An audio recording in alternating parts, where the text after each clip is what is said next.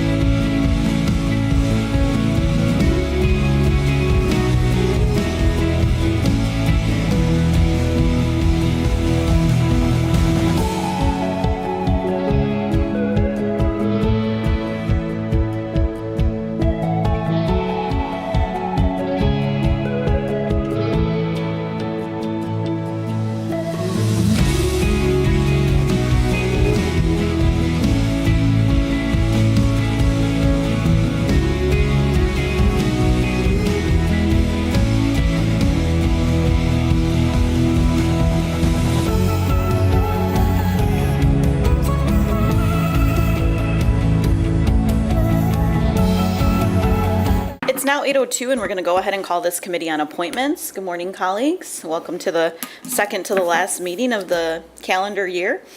So we have a couple of items on our calendar, or on our agenda meeting today, and then we'll do our regular discussion of vacancy lists, which will also talk about some of the year-end pieces that we talked about last time. Yes, sir. So the first item is a resolution confirming Mayor Bliss's appointment of Stacy Beeler to the Downtown Improvement District Board. So moved. Support. This has been moved and supported, colleagues. Ms. Beeler now works for Grand Valley State University. Just so you all know, she is coming off of our planning commission and will now serve in this capacity. So I just wanted to highlight that. Any other discussion? All those in favor? Aye. Aye. Okay, that carries. Thank you, colleagues. Next is a resolution approving the appointment of Mayor Rosalind Bliss, Commissioner Joe Jones, Erica Gonzalez, and Molly Claren, our CFO, to the initial Seating Justice GR Nonprofit Board. So moved. Support. This has been moved and, excuse me, colleagues, this has been moved and supported.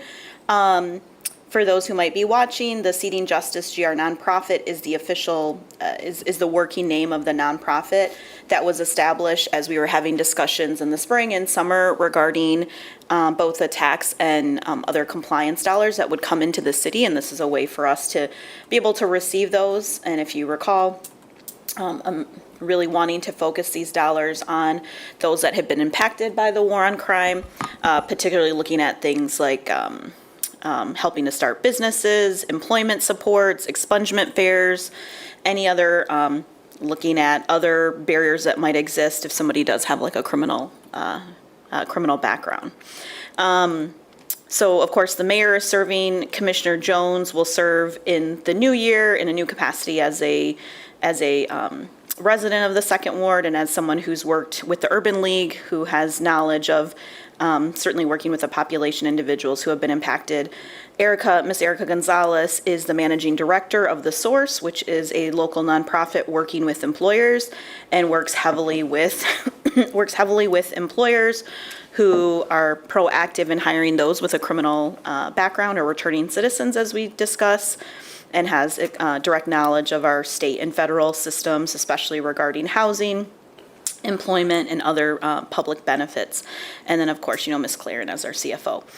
This body will work, I see Mr. Calderon from our planning department, who's our cannabis manager, Miss Stacy Stout, and others. Essentially, this initial body will move this work forward, some of the establishment pieces of the nonprofit that need to happen, but there will be a more formal process to appoint others to this body. So this is really, in some ways, some of you, this is probably more for Art Prize, but how do we get an organization set up? That's one group of people, and then we'll need to, much like I imagine it'll much be like the Housing Trust Fund Board, where we do a request, they do a PIF. I think we actually have to, they may not do a PIF because this is a standalone nonprofit, so let me be clear about that.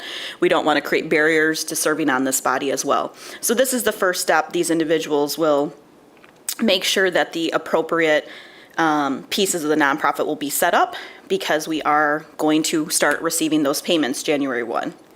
Get it, Mr. Calderon, just to give me the wink. So I wanted to give all that background, colleagues. Yes. America Boo.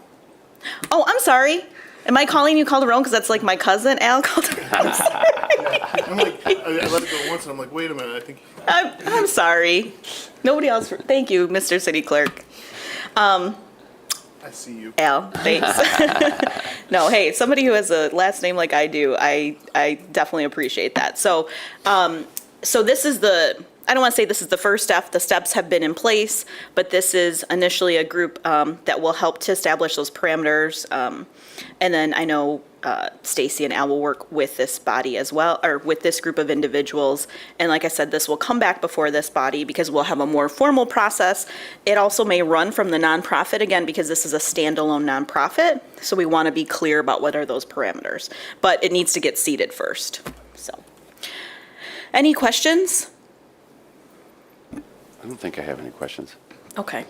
So if you see, Won't get to a point. I think that each commissioner is going to get to a point. A member of the board eventually is at least what's been discussed to date. I think I think we have to clarify because this will be an independent body. I think we need to clarify what our role as commission would be, as the full commission in the city at some point. Right now, it's kind of the training wheels. So I think it'll have to be a more open process. So like maybe not doing the PIF because the PIF could keep people out, right? For sure it can. No offense, Daniel, but but right. So when we look at the structural barriers that exist in local government, the PIF has been one. I know we've sometimes had we experience that in housing. So I think there will be like advice and consent, but I don't know if we need to kind of keep that independent. What is the goal to get money to support work that is happening already? Yeah. I know this nonprofit will not, this is kind of going in the weeds a little bit, but will not, at least I wouldn't like to see it doing programmatic efforts. It's trying to push money out into the community that's already happening. Right. So, Right. Does that answer the question, Commissioner? Okay. I just don't want to set expectations Sure. for this body or future bodies of what is our role. Yeah. And this is something new, so I think just being more open, and unless Patrick has any comments about, he's going to hold his legal comments for now, so. But it'll continue to come back before the commission. Any other questions, colleagues? This is an important one, so I want to make sure to give it the time that it needs. Yeah. None. All right. Okay. Hearing none, all those in favor? Aye. That carries. So colleagues, let's move on to the discussion of our current board and vacancy list. Of course, this is the second to the last meeting of the commission, so Daniel and I had an opportunity to chat. I know after the last meeting and subsequent meetings. In our next meeting, we will have the full year-end appointments that are available. And colleagues, we do have still some openings on different pieces. City planning, so you'll see, we'll have that'll be one resolution, right? Next week, so we won't have like 25 resolutions next week. No, that'll be all in one. So there'll be one resolution, and we'll go through all of those year-end pieces. And then additionally, we have some of these openings here. So on the Planning Commission, the mayor is talking to a candidate who we were interested in before, but thank you, Al, sorry about that. Was interested in serving, but had potentially a conflict due to jobs, so that will be moving forward. So I don't know if that one will be done by the end of the year, Daniel, but I'd like, if we could put a priority on that one. So if I do need to talk to the mayor today, I think she had talked to that person, that would be a priority for me to get that full planning commission. That person does have an active PIF, so I'm not too concerned about that. We have our civil service board. You all saw that Miss Desiree Frege, she's not Foster anymore. I want to say her name right, is going to be retiring. So thank you to Desiree for her many years of service to the city. But we do also have a seat on that civil service body. Again, HR, compliance, attorneys. are usually those that would best serve there. I think, Daniel, you did send me a PIF that I need to follow up on. We can go back, we just did one right now, so was Stacy's one of these, was she one of the 24? Are we gonna put her out to 24? Correct. Hopefully, okay. Correct. And then the rest, the other 3 are still being vetted? That's correct. Okay. So these have been ongoing, colleagues. We can go past the Board of Examiners, the Building Authority. I think on the housing, or slow down. Just tell me when to stop. Okay, the Historical Commission, I think, Daniel, you sent me some there as well. Our Civilian Appeals Board, this is the one where we'll actually have a number of people who are going off this board. Daniel did send me some PIFs out as well, and I would like to follow up with a few of you just on what that looks like into the new year. We never know when we might get one, so we just need to be actively prepared to have a full board. And just to remind everyone, we obviously have a number of commissioners who are leaving the body, but we have commissioners are active until the end of the calendar year, so all of these appointments are still valid till that time. I want to highlight that. The Housing Appeals Board, I think we also have another resignation this month. Was there another one that came? I think that's actually on the petitions and communications. Mr. Hoskins. So Reverend Hoskins has added his resignation, so I think that will be 2 that we'll have, and I don't know, his should be a partial term as well.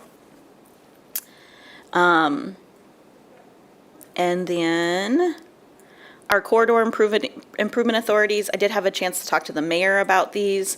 We also looked at the attendance for these colleagues. I think I had shared this before. This is something we're gonna really try to manage more in the new year. What I don't want to happen, I'll continue to say this, is for our city staffers to put together robust agendas and not have enough individuals to actually move forward on the agenda. So we need to understand, not to place blame, but to look for those systemic issues that exist. And so we're gonna be checking these ones a little bit more, and I know, Daniel, you've worked with Vera on this. Daniel, if we can update the North Corridor Improvement Authority, I think we actually have, you and I talked a little bit about this, but I think we actually have a total of 3 openings, so I think that does need to be corrected. You can confirm that with me. I know we had some members who one had to take a leave of absence, but they are fully off the board now, and I think they've, submitted their resignation. For public safety, we will have some openings there as well. I think Commissioner Ruppert, your appointee, hasn't been attending. I don't know if there's somebody that you would look to before your term ends. Because that was a question I had, is that appropriate? You're still the commissioner until the end of December. Okay. I like that answer. Yeah, I think, I appreciate your question. You're always thoughtful in terms of how do we make sure these pieces are in place. What I will say is these are year-to-year appointments. So I think in terms of, one, we're going to have some new commissioners on board. So that will be, that'll be additional work. There's nothing wrong with that, but I think we have to recognize that. And then to make sure that these committees are fully seated, especially with public safety, given the topics that we have are especially important. So unless you want to appoint yourself. No, I'm just kidding. No, just kidding.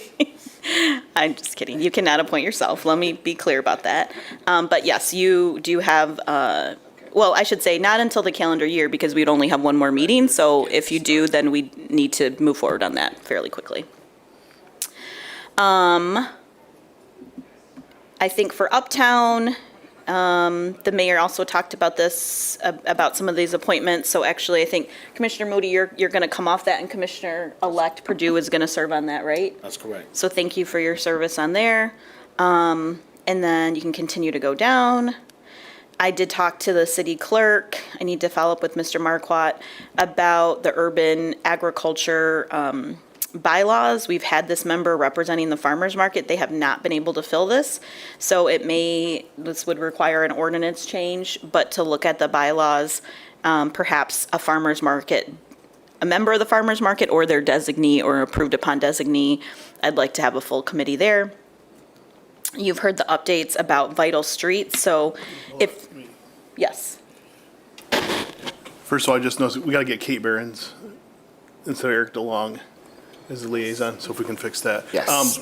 I just saw that. Jumping again. ahead. Sorry, no, so Yes. on Vital Streets, Daniel and I met with Tim Berkman and other staff with engineering yesterday, and we're gonna, for the update for next meeting, for the end of years, we're gonna pull it for next week, and we're gonna bring Vital Streets to the first meeting in January. Okay. Just because of there's been so much ebb and flow with that committee, especially since we're bringing 26 members down to 13, and then looking at because we may have more members than what we have spots. So we need to Yeah, look at that. okay. So we're gonna bring Vital Streets, the whole thing, and the terms weren't staggered, and the terms were supposed to be staggered. There's some things that have happened over the years. Okay, so that. So we're bringing back the whole kit and caboodle Okay. in January. I want the whole kit and caboodle, because I would like this updated to have Ms. Behrens, and then I think obviously this will change. Yeah, so with- it's gonna be basically like starting fresh. Okay, great. And then I think you I can. had that correct, right, Daniel, what we discussed yesterday? Correct, yes. Okay. Just to, And that's, kind of cross our Ts and dot our Is. Okay. To make sure this is accurate. and I think we're fine in terms of the, probably the meeting cadence, so. Yeah, they have a meeting, I think, on March. Monday, and then they don't meet till February. Okay. So I would just make sure that, usually when we go through this, people decide what terms they want to do, those sorts of things. So we'll get that sorted out. And then if you want to scroll down to the end of this, Mr. City Clerk, I think the rest is our corridor improvement authorities and the Regional Planning Commission. So I don't have any other updates, colleagues, unless you have one. I would say the Planning Commission one is our top priority. Hello, Mr. Colson. We promise you a full board. All boards are important, but we promise you a full board. And then looking at public safety and Civilian Appeals Board are key. So if you have any other questions or comments right now, any thoughts? All right, so next meeting will be a full meeting. And one of the things too in the new year we'll have the Vital Streets, but I'd like to add every quarter liaison update. So I would like that just to be planned into the agenda. And it can simply be, it doesn't need to be a formal report, but I think particularly with our CIAs to have attendance information. Maybe not every quarter, maybe that's not fair. Maybe they need to have like 4 meetings or 6 meetings. So I'll be open to feedback there, but particularly on our CIAs, I want to make sure attendance is strong.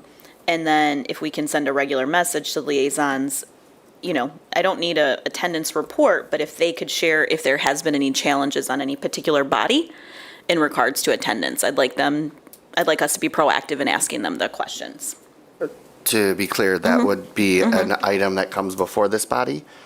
I would like it to, yes, I think we could put it under usually our last agenda item, which is like vacancies. Maybe we make another standing one that's just liaison updates, and Okay. it'd be kind of like vacancies. Like sometimes we'll go through it pretty full, and sometimes there's nothing to report or something like that. Okay. That would make it easier in terms of just having it on the agenda. Absolutely. Okay. Thank you. And then, of course, we'll have to do the onboarding of next year with what our new commission looks like. So, all right. Hearing no other business, we can go ahead and adjourn at 8:20. Thank you.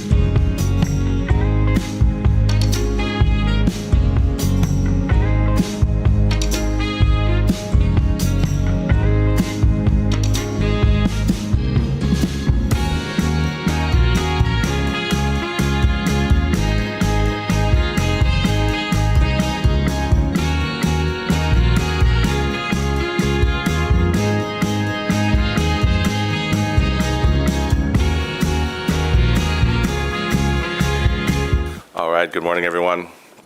We will call fiscal committee to order here at 8:31. First item on the agenda this morning is going to be a resolution approving a professional services agreement with the Grattan Raceway Park Incorporated for an amount not to exceed $40,000. So moved. It's been moved and supported. DC Reifenberg, good morning, sir. Good morning. Oh, you want to get the mic?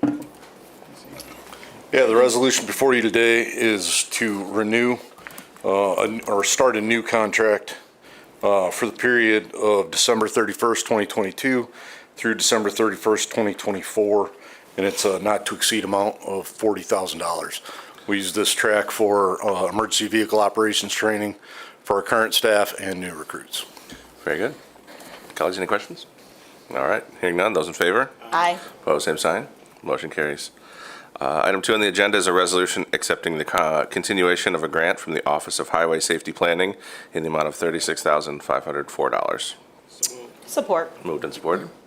And this is just a request for continuation of this grant for drunk driving, seatbelt enforcement, speed overtime, and traffic enforcement. Very good. The total grant was for $153,270. It's administered through the Wyoming Police Department. $36,504 is for the Grand Rapids Police Department, and there is no match associated with this grant. All right, colleagues, questions? You hearing none, those in favor? Aye. Opposed, same sign. Motion carries. Thank you. Item 3, 89 Monroe Center sublease renewal with the Grand Rapids African American History Museum and Archives at a lease rate of $2,132.17 per month. So moved. Support. Moved and Good supported. morning, Mr. Namor. Commissioners. So just so you are all aware of where this location is, you may know where the currently the Grandma space is. So the city has actually leased the walkway and this office space since 2002 under a long 20-year agreement with 3 10-year renewal options. Property was sold to a new company in September of 2022. We just renewed for 10 more years for the lease for the walkway and the office space. So George Bayard and the Grandma have requested to extend the lease for an additional 6 months with that 6-month renewal option until they can transition to a new space. And we've communicated this to the new property owner, and he is aware of it. And then we're working through potentially, once Grandma vacates, we may work on a different arrangement with the new property owner. All right. Colleagues, questions? Hearing none, those in favor? Aye. Opposed, same sign. Motion carries. Thank you, sir. Item 4, resolution authorizing a payment of $51,407.30 to the Water Research Foundation for the Water System and Environmental Services Annual Membership Fee.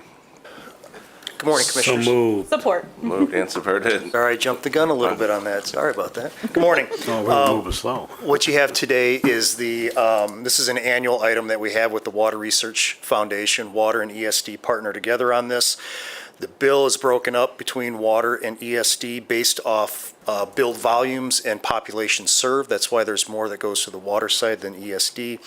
The Water Research Foundation is active in anything and all things research associated with water, wastewater, water reuse, PFAS, professional development, billing, accountability, affordability, assistance programs, just to name a few. There's just so many things that this organization does. Our membership allows us access to those studies, and then they also, at times, will use their study information to act on a national level to get legislation and the federal government and state governments involved. Very good. Colleagues, questions? Hearing none, those in favor? Aye. Opposed, same sign. Motion carries. Thank you. Thank you, gentlemen. Item 5, resolution approving an amendment to the services agreement with the Grand Rapids Area Chamber of Commerce and the Grand Rapids Downtown Development Authority for Grand Rapids Retail Retention and Recruitment Initiative in the amount of $11,833 for the city's share of performance payments for a total contract amount not to exceed $143,332.81. So moved. Support. Moved and support. Mr. Gracia, good morning. Good morning, Commissioners. So this is just a amendment to our last agreement that we executed back in May of '22 to add performance-based incentives for the current contract, and also some marketing and travel for the position itself. So bringing the total amount not to exceed $143,332.81. Very good. Questions, colleagues? Hearing none, those in favor? Aye. Opposed, same sign. Motion carries. Thank you, sir.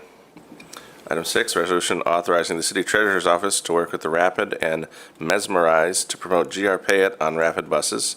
The project cost is not to exceed $30,000 and will be funded by the FY23 treasurer's office budget. So moved. Support. Moved and supported. Mr. Treasurer? Good morning, Commissioners. This is us, the Treasurer's Office, branching out into a new mode of communication to try to reach out to more customers. So we've been wildly successful in using GR Payit. As we've grown over the years, we've gone up to 80% of electronic payments now for refuse parking tickets, water and sewer. Sorry, I dropped a word on there. I don't want to leave off our sewer folks because they're integral to our work, and property taxes. And so we want to grow that business. And so it's how do you get from 80 to 81, 82, 83. And so this is something that we connected with Josh Naramore and Mobile GR, and how do we connect with the Rapid? And so we've worked over the past 6 months working on design and development of this initiative. And it gives us a 3-month view of our message on buses that says, hey, search for GR Payit and go out and use this service. It will hit all the communities. It's going to be on not only the Dash bus, not only the regular Rapid bus, but also on Silverline, and that's going to give us our most impact. And Mesmerize has been a great company to work for to understand how the bus routes work and where we can get maximum impact. And so we're looking to do something unique within the Treasurer's Office. And again, this is funded within our budget that we already have, and it's not asking for any additional money. Very good. Colleagues, questions? Good move. All right. Hearing none. Those in favor? Aye. Opposed, same sign. Motion carries. Item 7, resolution authorizing an increase in the contract with Payit LLC to add point-of-sale and interactive voice response payment channels for an amount not to exceed $200,000, which brings the total contract award to $1.4 million annually. So moved. Support. Moved and supported. Good morning, Commissioners. With this, we did quite a bit of analysis as to other ways that we can improve our services. One of them is with the point of sale, where you swipe a credit card at one of our terminals or in code compliance or the police department. Those USB swipers are now technologically ancient, and so we need to upgrade that system. We were able to work with Kent County and see Kent County's actual implementation of the credit card system that Payit uses, and we saw it to be an exceptional system. It gives us a great chance to validate customer accounts, which then is going to make it more efficient in our office. Some of the items that we do, especially with the interactive voice response, is that we have to manually re-enter the payment. It's not an importable file. This will give us an importable file and actually speed up our work and less human error possibility and actually get us to be more efficient. And so with this, we're looking to bring both of those systems into the fold. And really, I can't tell you, this is just the fact that we've grown our business. We're going to be more than $110 million this year alone in credit card processing. That's over 272% increase. We're looking at the fact that all services are going to benefit from this, that we take payments from.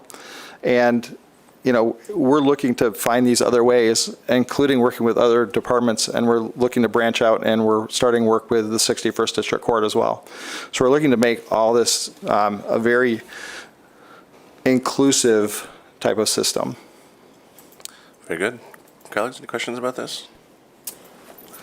I have one, I guess, and it's sort of tangentially related. But I think in the past, one of the things I've tried to figure out is with some of our refuse collection stuff, I know that you pay for your regular trash service through Payit, which is great. But I think there's been access to tags that have been a hindrance. I think that's a conversation between Public Works and the Treasurer's Office. But how do we get the yard waste tags, the furniture tags? Those things are, they're often sold at partner retailers, which is great if those partner retailers have them, and there are not that many partner retailers through the community. One question that's been asked in the past is there a way that potentially neighborhood associations or some libraries or some other points of contact in our neighborhood could potentially sell those and then integrate that into the Payit system so that people could purchase a furniture tag and be able to pick that up? I think that's something that would really benefit people. I think definitely working with the refuse department, definitely they could look at branching out and offering those solutions. When I go back historically, we used to do that and sell bags and tags at fire stations. Mm-hmm. The one drawback with that is that sometimes it took a long time to get the checks to process. And we actually had somebody who actually write checks to multiple fire stations and the checks bounced. And so once that product's out the door, it's difficult. But I think that's something that we definitely look back to. During the pandemic, you could go online and you could order that, and the refuse department would mail them to you. I just wondered with, obviously getting a point of sale terminal now, right? Like if this contract is to have a terminal that exists somewhere, I understand the cash management function that is the hurdle, but if we now have a point of sale that can function as the cash management solution, could point of sales, again, I don't think there needs to be 700 of them around the city, but I think if there was a few more of them located in strategic locations throughout our various wards, having a few point of sale terminals that, it can all be touchless, it can all be cashless, and it could be something that would, I think, have. And handheld terminals are definitely the way people are going, but with those point of sale terminals, we have to have a software there for a cash receipting type of functionality. We can definitely look into options for that. And they're amenable to looking at all these different type of options. I know we're planning on getting 40 retail locations within Grand Rapids in a network in our next update. So you'll have potentially that availability to do CVS, Dollar General, and other places. But definitely, we can definitely look at that. Okay, thank you. Further questions? Hearing none, those in favor? Aye. Opposed, same sign. Motion carries. Thank you, sir. Item 8, resolution authorizing an agreement with the Urban League of West Michigan in collaboration with the Grand Rapids African American Task Force and the Michigan Black Expo for an amount not to exceed $50,000. So moved. Support. Moved and supported. Mr. Kane.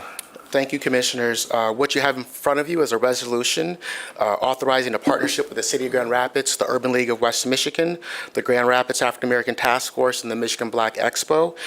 What the partners would be doing is developing, creating, and implementing a plan to organize African American business voice here in the City of Grand Rapids for the benefit of all. Statistics show us that African Americans are trailing their peers here in Grand Rapids when it comes to business initiatives and efforts. And this opportunity would allow the city to eventually have an organization that the city could directly partner with on those matters important to the African American business community, specifically on issues of business and economic prosperity. The Executive Office, along with Economic Development, are collaborating in the monitoring and this work, I should say.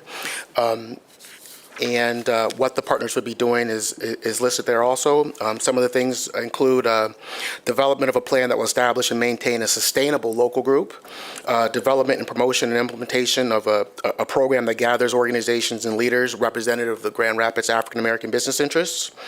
And there's some other things listed on there also that hopefully you've had a chance to read, but I'm here to answer any questions that you may have. All right. Colleagues, questions? It might not be as large as the CDFI money that they got last week from the Kent County organization, but I do think having groups that can advocate individually for particularly the Black and African American business community is key. So I'll be interested to see how this amount of money, and then obviously having those other dollars to expend, I don't know how those will be expended. We'll probably hear more about that. But I think it's certainly needed, especially as we look into what the next year will be like for especially our small businesses in Grand Rapids. Thanks. All right. Colleagues, questions? Good. All right. Hearing no more, those in favor? Aye. Opposed, same sign. Motion carries. Thanks, sir. Item 9, ordinance amending Section 4 of Ordinance 22-38, new classifications, Fire Lieutenant, Homeless Outreach Team, and Fire Captain, Homeless Outreach Team. So moved. Support. Moved and Good morning. supported. Good morning.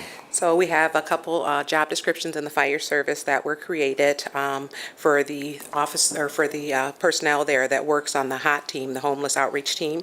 So we have a lieutenant and a captain, and the wages for the lieutenant and captains are the wages of all lieutenants and captains, but we just wanted to make a job description to reflect the body of work. And these job descriptions and the wages were given to the Civil Service Board and approved by them on November 7th. Very good. Colleagues, questions? All right, hearing none, those in favor? Aye. Opposed, same sign. Motion carries. Item 10 is going to be an ordinance amending Section 4.2 of Ordinance 22-33, range change for utility financial officer. Now, this was a class comp study done out of Move. Support. Who does support it? You're good. You're just excited about this. Are we ready now? We're good. So this was a class comp study done out of the Human Resources Department, and it was determined that the external and the internal comparisons to this position were paid higher. So the range was recommended from a 17 to an 18, and that was also given to the Civil Service Board on November 7th and was approved by them. Very good. Any questions? All right, hearing none, those in favor? Aye. Opposed, same sign. Motion carries. Item 11, ordinance amending section 3.2 of ordinance 22-40, range change, fire chief. So moved. Support. Moved and supported. Okay, so this is a range change. There was a couple small modifications done to the job description as well, but this was a range change to bring this position in line with and in parity with the police chief position. And so this was given to the Civil Service Board. They reviewed the classification and the salary range and was approved on the 7th. Very good. Colleagues, questions? All right, hearing none, those in favor? Aye. Opposed, same sign. Motion carries. Thank you. Item 12 is a bid resolution for December 6th, 2022. So moved. Support. Moved and supported. Colleagues, hope you've all had a chance to read through the bid list. Any questions you might have? Ms. Claire, anything you want to point out on here? No, we do have an item for snowplow in the neighborhood, so winter's coming. It already came, and now we're waiting for the next round, so, yep. Well, and I think it's important to mention there's a map included in the bid list, and it does appear that the sidewalk snow removal has been expanded to include a significant number of additional streets, main streets in Grand Rapids throughout each ward. So I think it's a good change to see that happen. It provides accessibility to our transportation partners, bus stops and bus shelters, so people can get to those locations. So I appreciate the work to make that happen. Mr. Chairman, I do have one question. Yes, sir. What happens when a resident does not want his front sidewalk plowed? Have you ever had that experience? Mr. Gorney's walking up here. We'll let him take that question. Fine. Good morning, Commissioners. We've actually had this come up a few times in the last couple weeks or a couple weeks ago. Unfortunately, when you're headed down a main road, we just keep right on trucking. We have had a couple of areas where we've had to jump off because there are either bollards or light poles in the way, but typically we'll just keep right on going down the street. Okay, what about the residents' lawn? Any tear-ups? If any damage is caused by the snowplows, the contract does require both. There are two contractors, and it does require them to go back and make repairs in the spring. Thank you. You're welcome. All right. Any other questions about any of the items on the bid list this morning? None, sir. All right. From me. Hearing none. Those in favor? Aye. Opposed, same sign. Bid list carries. Thank you. Item 13, warrant report, November 2, 2022 through November 22, 2022. Travel report through October, small claims third quarter, and funds report through October. Mr. Comptroller, good morning, sir. Good morning, Commissioners. So for our warrant report here, covering the period of November 2nd through November 22nd, the city released cash payments totaling $41.1 million. That includes approximately $10.7 million for our employee payroll expense and just under $1.6 million for income tax warrants. In terms of quantity, the city released 1,573 income tax refunds and 1,510 accounts payable checks were issued. And the tables included on the following pages contain the details of all those checks, wires, and ACH payments made that exceeded $20,000. The next report that I have here this morning is our October fiscal year-to-date travel report. This breaks down travel spend by each city department for the first 4 months of the fiscal year. And the report is showing that so far we have spent $534,000, or approximately 22% of our annual travel budget. The third report I have here for you this morning is our calendar year Q3 small claims report. So this is a summary of all small claims that the city has paid out over the third quarter. And during that time, we paid out 9 claims totaling $13,538. And the last report I have here this morning is our October fiscal year-to-date monthly funds report. This report provides some high-level commentary on revenues and expenditures for the first 4 months of the fiscal year. It breaks it down by governmental funds, which are primarily supported by our income and property taxes, and then also our enterprise funds, which are typically supported by user charges for the services. And so these reports are available on our website as well now too. And that concludes the reports I have this morning. Very good. Colleagues, any questions for the comptroller? Not at this moment. All right, hearing none, those reports will be received and filed. And our final item on the agenda this morning is our treasurer's report for the period November 5, 2022 through November 21, 2022. Mr. Treasurer. Good morning, Commissioners. We're still expecting announcement sometime next week, but the Fed is going to raise the rates again. Its likelihood is going to be less than 75, so we're looking at a 50 basis point rate hike. Now the target is focused on 5 to 5.25% is what it's going to top out at. So right now, the chart that our investment analyst Levi Bolt put in here is a great example of showing how the Fed is pushing the rates higher and higher and higher, but the market expectation is that longer term rates are going to come down. So you're seeing that yield curve take the sharp spike, drop down, and then kind of level out. So as they try to figure out what's going to happen, and we know in the short term, we know in the next couple of years, we're facing, again, our mindset is a recession by the end of 2023. And so at that point in time, the Fed's going to start talking about when are they going to start bringing the rates down. They've already talked about we're going to have pain points in this process. Everyone's feeling it at the grocery store. Everyone's feeling it at the gas pump still. We're seeing it in rents. We're seeing it in house prices. We're seeing it in mortgage rates. Those pain points are going to be there for a little bit. I don't see this taking any type of reduction for at least another, but we're talking between 12 and 24 months before even having a pause and thinking about any type of reduction. So with that, you know, we still have supply chain issues. We still have a war in Ukraine. We still have issues with natural resources, with energy. We still haven't figured it out. We still are looking at China shutting down. Now they shut down a lot. Now they're trying to open up a little bit. What's going to happen to those supply chains? We still haven't figured that out. But the key to this is that we're still here. We're still weathering it, right? We're still leaning on each other. We're still helping each other out, trying to figure out how we can be resilient and how to make the best of the situation we have. That is kudos to Grand Rapids, kudos to this body, kudos to the city staff, kudos to how we are seeing different conventions come downtown. We're trying to be as resilient as we possibly can. And it's helping us weather the storm better than a lot of other places.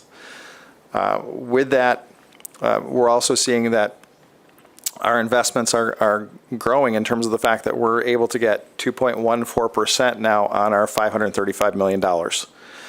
What does that mean? At our bottom point was 1.28. So right now we're earning $4.6 million more on our investments than we were 1 year ago.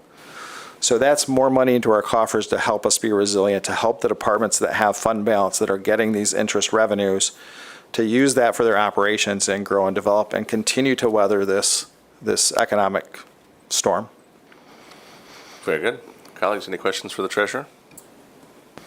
All right, hearing none, that report will be received and filed. And with that, we will conclude our fiscal committee at 8:54. Thank you, everyone.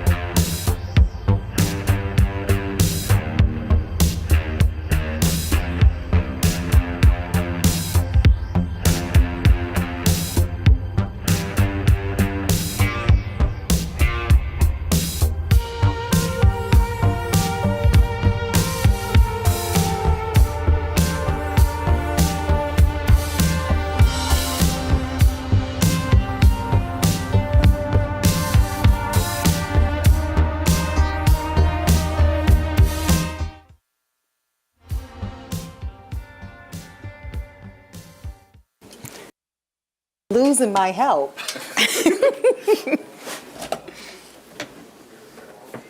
How's everyone doing this morning? Good, good. James, you well? Good to see you.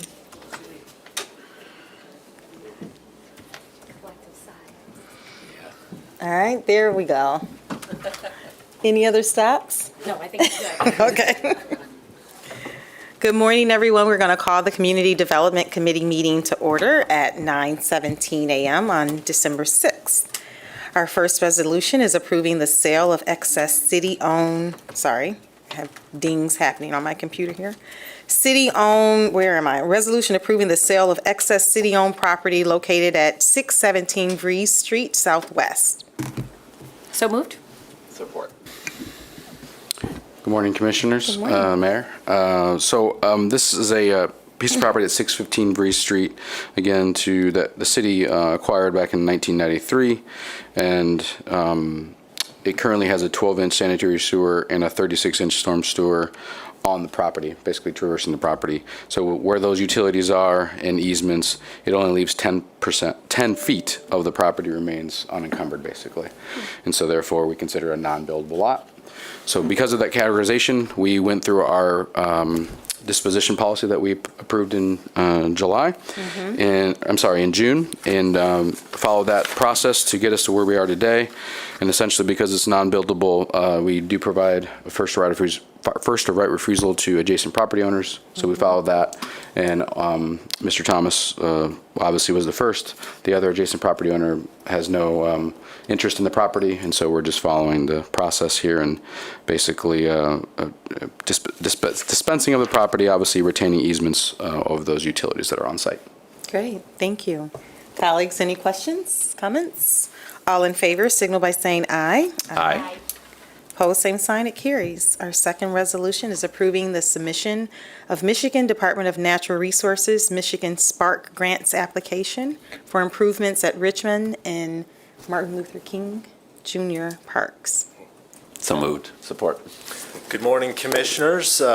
We are submitting 2 grants to the state of Michigan as a part of their Spark Grant cycle, the first round. There will be 3 rounds, as we are told. So the first 2 projects that we are submitting include the Martin Luther King Park Playground renovation and the Richmond Park Playground renovation. We will be seeking the maximum amount for both of these grants of $1 million. Good. Respectively, the Richmond Park Playground project is estimated to be about a $1.6 million project, and the Martin Luther King Park Playground is $1.5 million. So those additional funds would be coming out of the millage fund to make up that difference. Thank you so much, David, for you and your team with all the grants you're able to acquire. It's huge. So it's stretching the dollars that we're getting for the millage. So thank you for that work. You're welcome. Any questions or comments, colleagues? I just have a question. So one, I'm glad to see that we're aggressively going after these Spark grants. Is there a limit to how many projects we can submit for these Spark grants per community? There is a limit. The limit is 2 per cycle. And so in the second round, we intend to submit, I'm forgetting one of them, but the one project I know for sure is the Roosevelt Park project that we'll be submitting in the second round. Okay, Yep. okay, good. And remind me, how large is this pot? I remember when it was passed, but can you remind me? I believe that figure is just a little over 200 million That's for the fine. state of Michigan. Okay, Yep. okay, good, great, Great. thanks.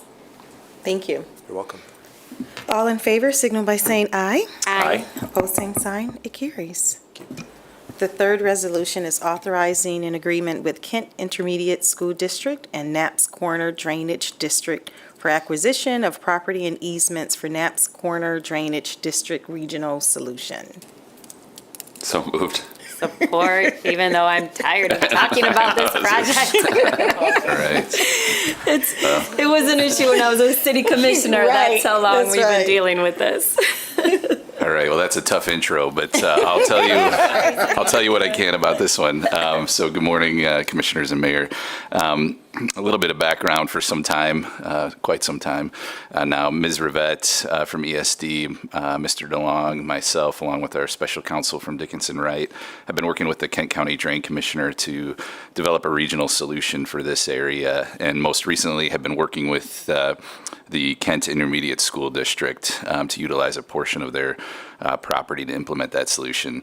Now, the drainage district includes not only the city, but of course also the Grand Rapids Township, Kent County Road Commission, and MDOT. You may recall that the stormwater runoff from the district is directed towards an infiltration basin that's located at the northeast quadrant of Knapp and East Beltline behind the village at Knapp's Corner.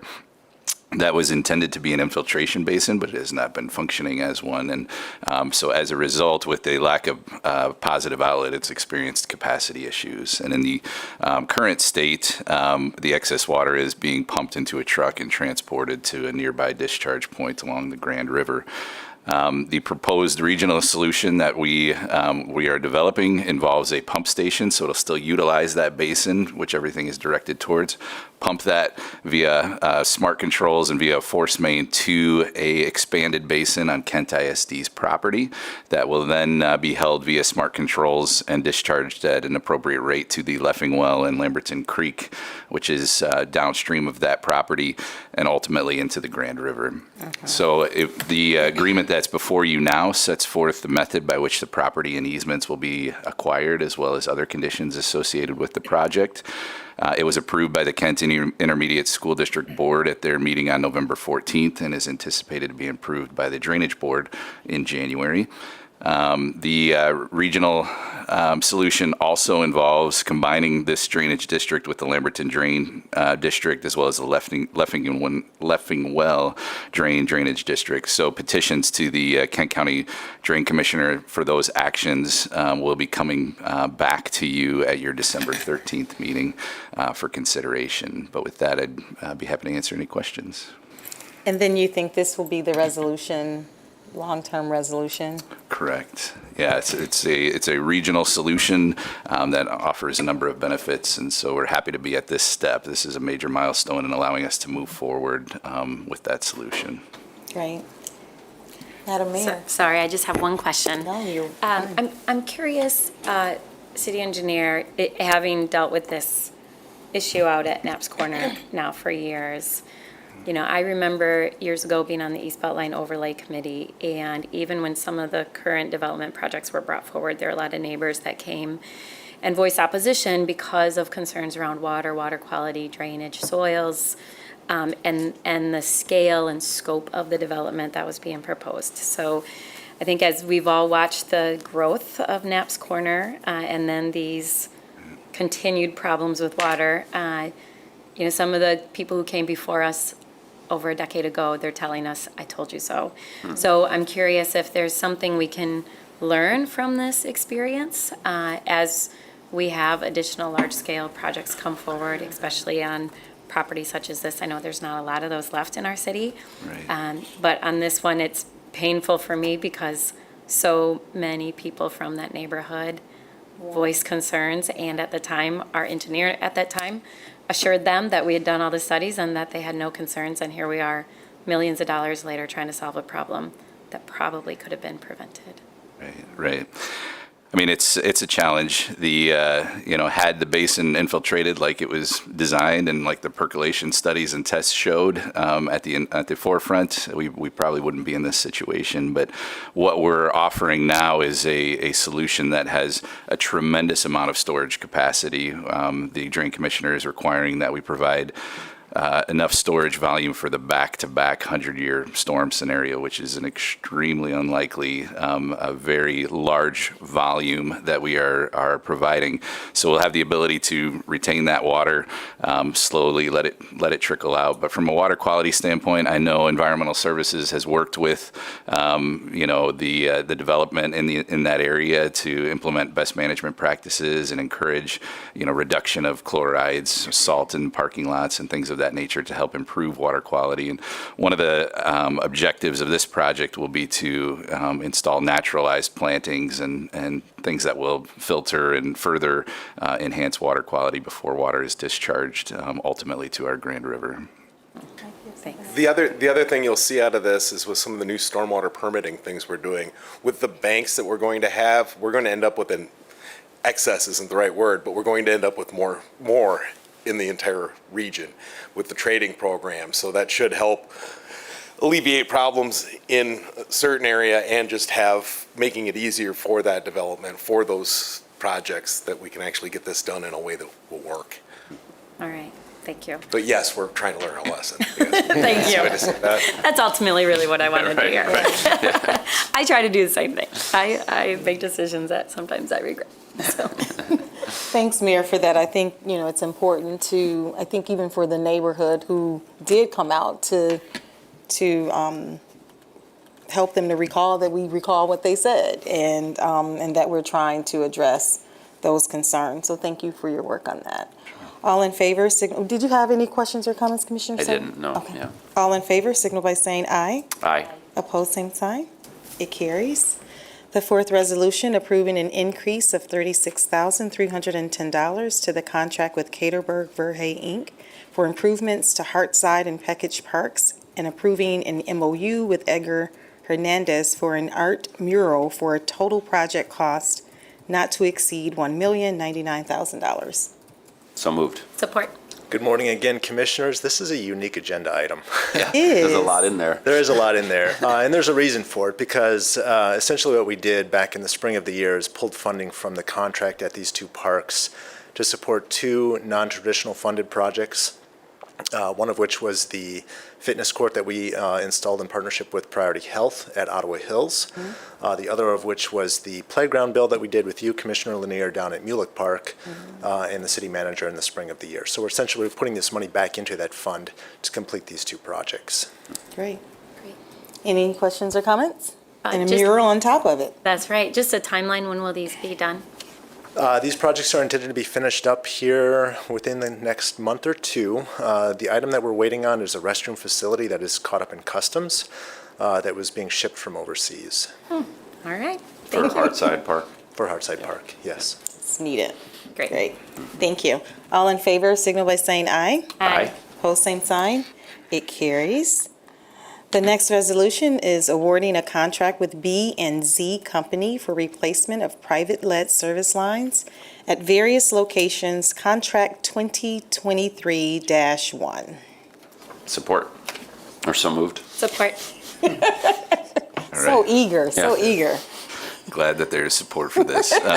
This is the third of multiple contracts that are planned over a 4-year period through the $5.1 million EPA grant that was received to replace private side, so between the curb stop and the water meter in the home, so the private side lead service lines in neighborhoods of focus. This project in particular is going to replace 391 service lines in an area that's generally bounded by Sigsbee, Fuller, Watkins, and Eastern. And a little bit of a progress report on the water systems work to date. 3,026 lead service lines have been replaced since 2017.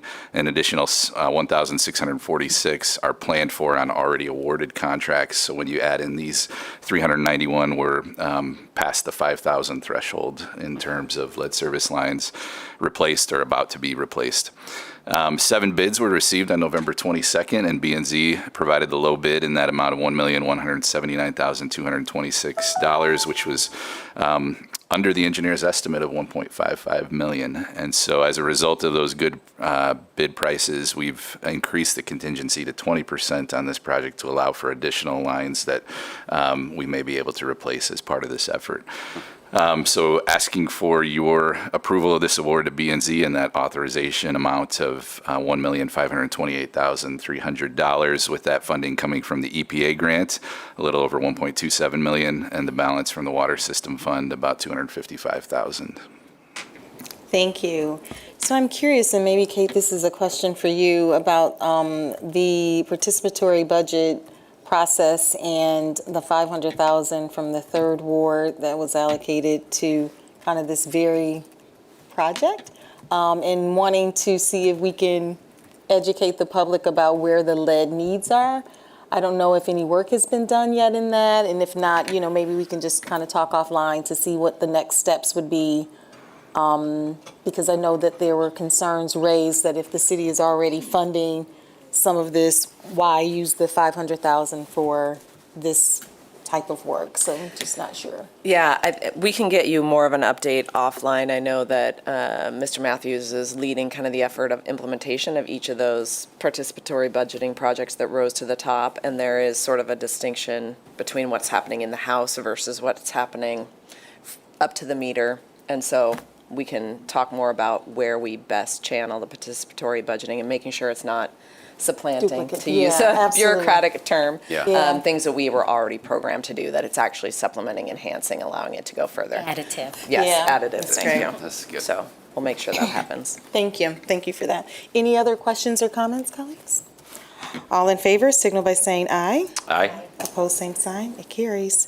The sixth resolution is entering into a professional service agreement with Earhart Construction Company for construction management services in connection with improvements to Martin Luther King Jr. Park Lodge for pre-construction services of $30,000 with total amount not to exceed $33,000. Hello again. Hello again. Do we And need if we a keep motion? this up, I Oh, may we need a need motion. Sorry. That's okay. So moved. We're excited Support. about this one. Yes. I'm excited too. If we keep this up, I may need a chair up here. Right, that's right, that's right. As you all know, we are in the final design stages of the new facility for Martin Luther King Park Lodge. We're very excited about the progress we've been making. Bringing Earhart Construction on board is essentially allowing us to take another significant step in that design process and get good, solid cost estimating for this important facility. Questions or comments? Great. Can you just tell us timeline on this as well? Yeah, we are intending to break ground in the summer of 2023. After we close the pools, we would like to ensure that we're not disrupting the pool season, and so as soon as we close down in the month of August, we would break ground on this important project. Great. So exciting. Can I ask one other follow-up question? So please. I know that there were some recent potential changes to design.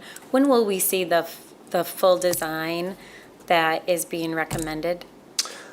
I would anticipate that we could get back with the city manager and his team and all of you as commissioners, probably be within the next month. I would anticipate that happening.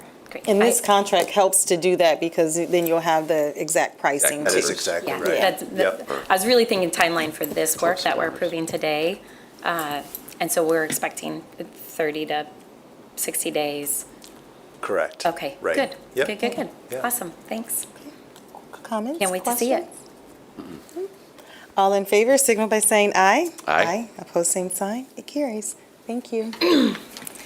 Our last resolution is City Commission Resolution authorizing a payment for $1,135 for a temporary grading permit for Grand River Edges Trail, East Leonard Street to Ann Street. So moved. Support. All right, so this, the design of the Leonard to Ann Trail, which is along the east side of the river, as you know, requires acquisition of a total of 5 easements and 11 temporary grading permits across 15 property owners throughout that project limit that we're working with. This one in particular is for the property located at 1247 Monroe. The property owners accepted our good faith offer in the amount of $1,135, and so we are asking for your authorization of this amount to be paid from the Capital Improvement Fund, and we'll bring back the remaining easements and grading permits as they are acquired. Can you remind us where this is? What building is this behind? So it is just north of the Consumers Substation, so it's a couple properties north of Leonard on the west side of Monroe. I think it used to be the Tillman's. Oh, yeah, Tillman's Restaurant. Yeah. Okay, thanks. I know that by the buildings more than the numbers. Good. Any other questions or comments?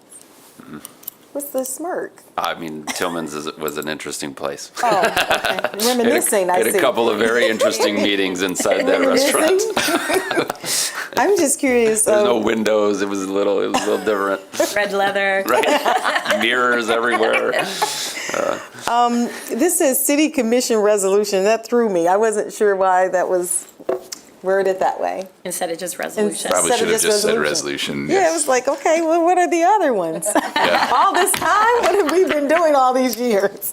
Okay, thank you for that. All in favor, signal by saying aye. Aye. Opposed, same sign. It carries. That concludes our community development meeting at 9:36 a.m. Have a great day.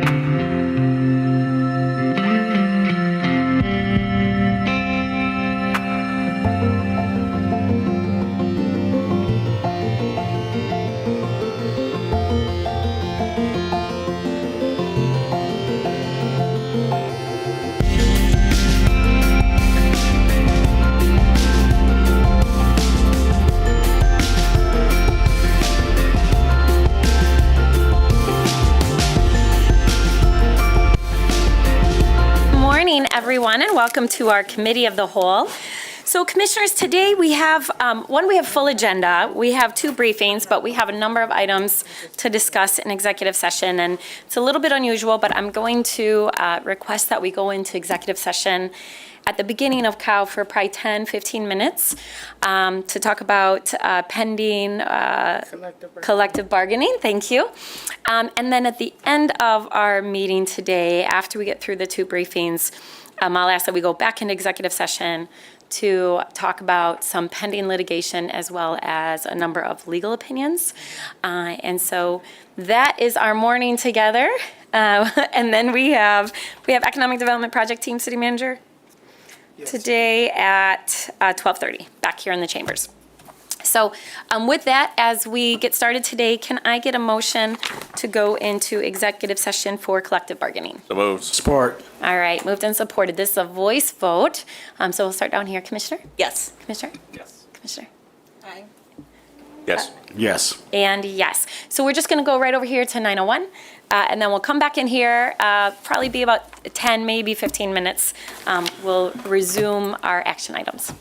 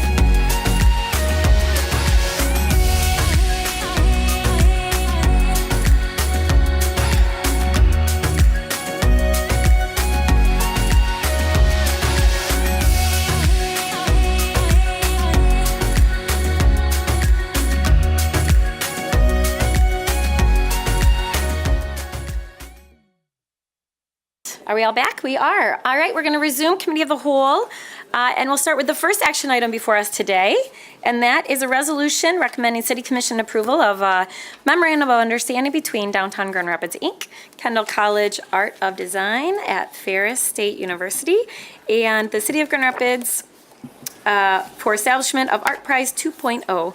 Can I get a motion? So moved. Support. All right, moved and supported. City Manager, you want to tell us about this item? Yes, Mayor. With the announcement earlier this year of the conclusion of the original efforts of Art Prize with the nonprofit, there has been a collaboration that has been formed with Kendall College of Art and Design, Ferris State, as well as Downtown Grand Rapids Inc. in the city to continue this effort that has brought over $30 million annually in economic impact to our city, along with tourism. And it has been a good effort to help us continue the art in our community that we're internationally known for. And so this MOU would allow us to continue to work together with the other parties, and DGRI would be the lead nonprofit that would have a direct relationship with Art Prize and its continuation. Yeah, thank you, City Manager. This is, in my opinion, an exciting evolution of Art Prize as we think about Art Prize 2.0 and the future of Art Prize, but also, really recognizing the impact that Art Prize has had on our community and elevating us really internationally and throughout the world. And so thinking about the future of Art Prize, I'm really excited about this evolution. It, in my opinion, is a great public-private partnership, which our city is known for, and it sets the stage for the next decade of Art Prize. Commissioner? I agree, Mayor, and thank you, City Manager, for presenting this. I just want to remind you all of a conversation we had earlier this year regarding expanding into businesses throughout the city.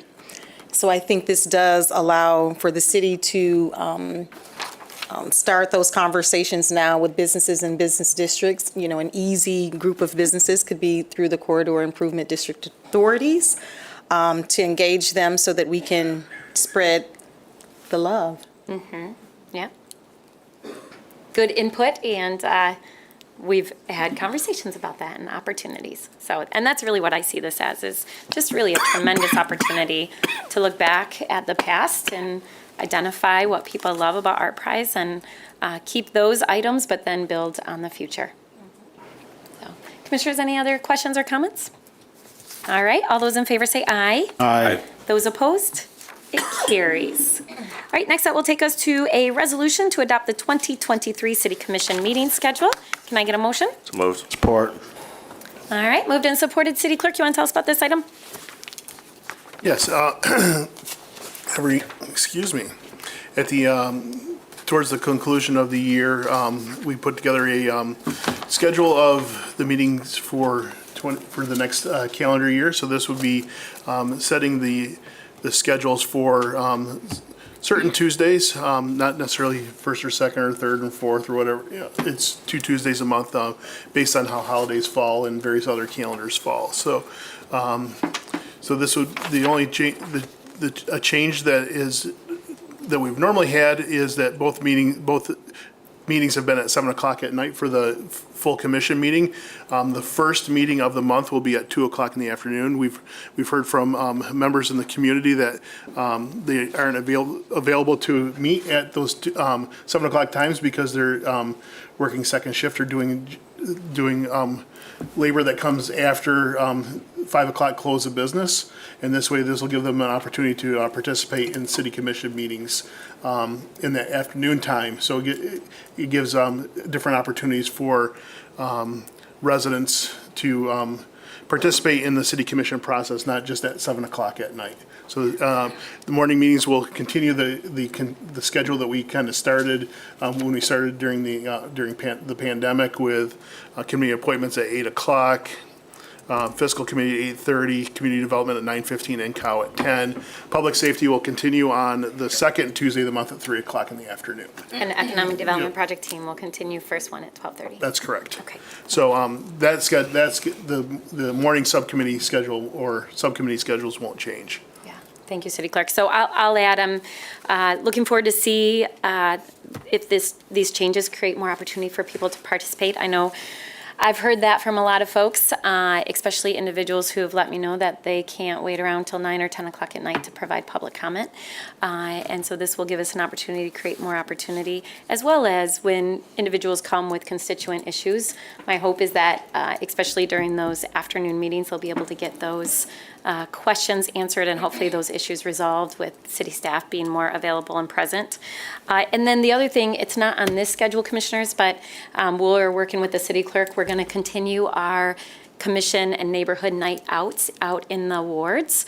So we will be working on that. So in addition to some of the changes to provide more opportunity for participation by changing the first meeting and second meeting hours, we'll be actively working with the community to get back out and do some of those evening meetings out in the neighborhood, where I know all of us receive positive feedback about that as well. Let me add one more. So those are on those. We have those There's scheduled? there's 3 dates that are asterisked on the calendar for commission night out. Also, it is in the city when the city commission changed from every meeting minutes or every week meetings to twice a month.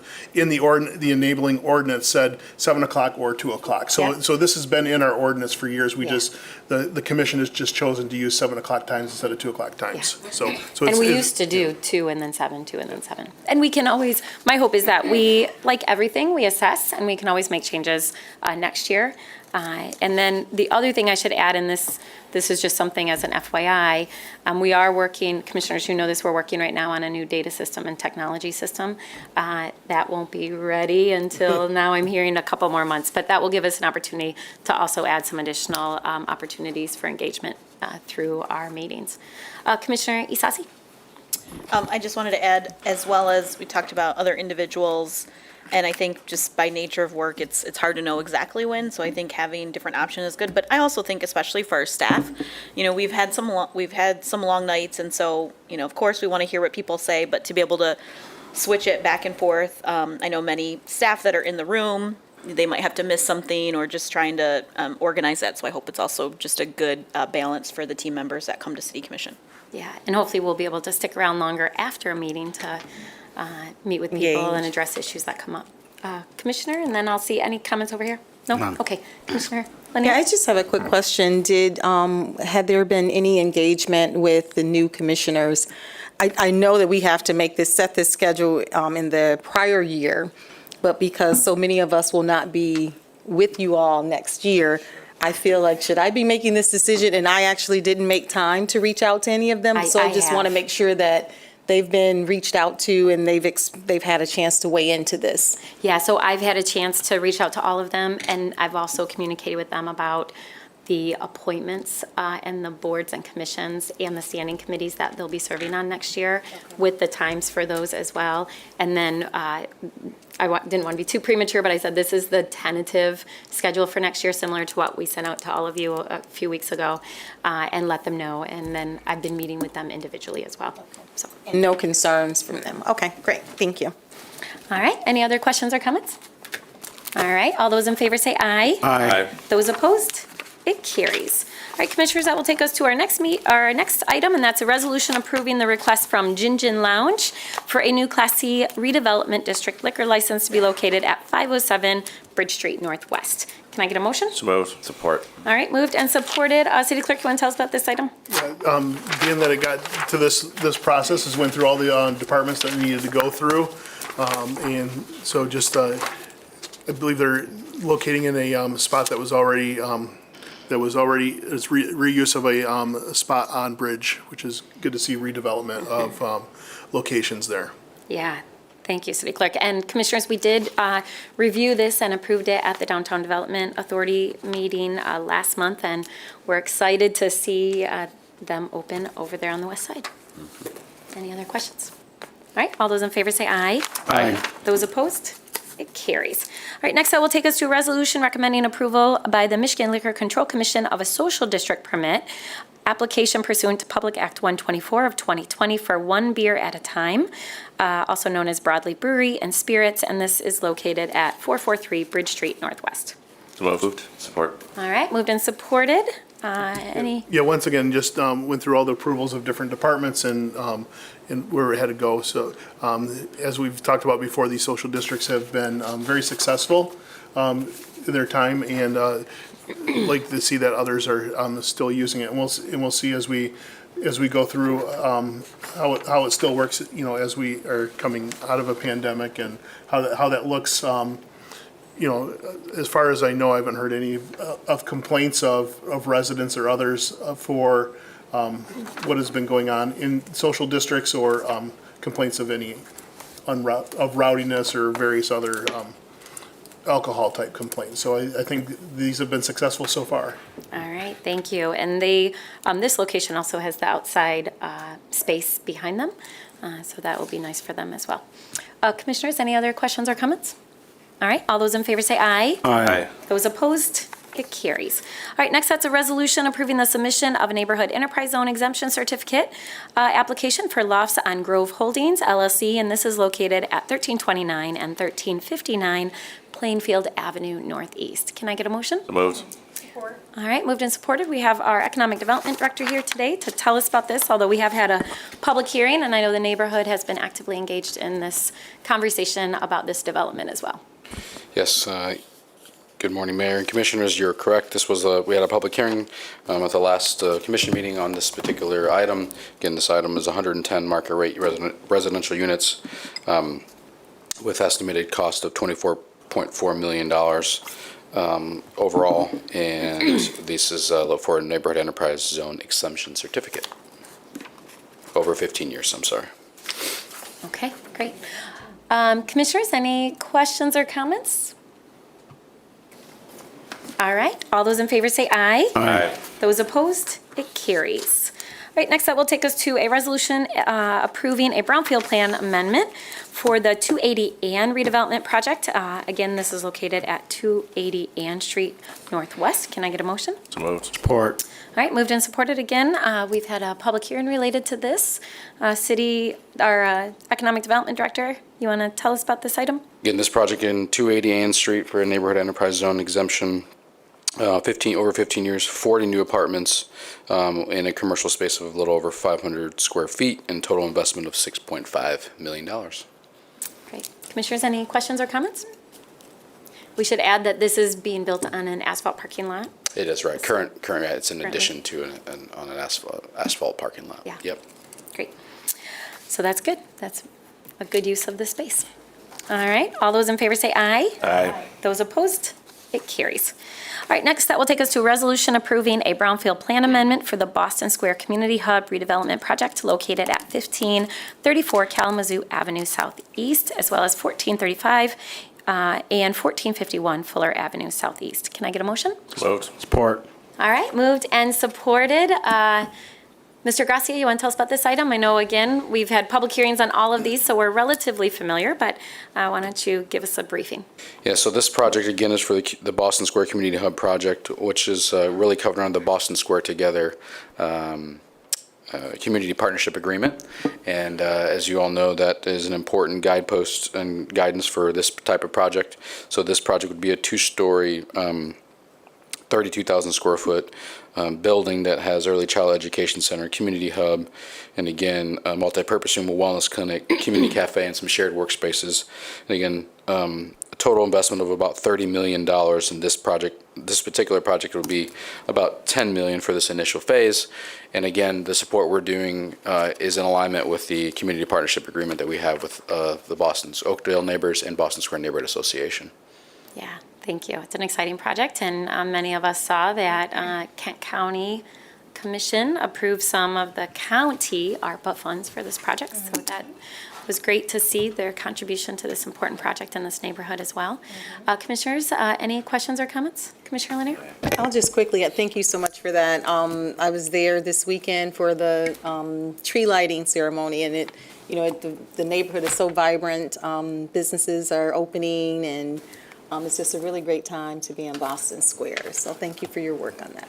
Yeah, well said. Commissioner Repart? Yeah, I want to say thank you to Commissioner Lanier and Commissioner Moody for their work on that CBA, the VEDA, the Voluntary Equitable Development Agreement. And, some folks expressed some concerns about the project at our last meeting, but one of the challenges with formulating an agreement is that happens at a point in time. And we formulate that agreement with the people who are engaged at that point in time. And I was thankful that those individuals who signed that agreement were here at our meeting last time. They're people who really stayed at the table the whole way. And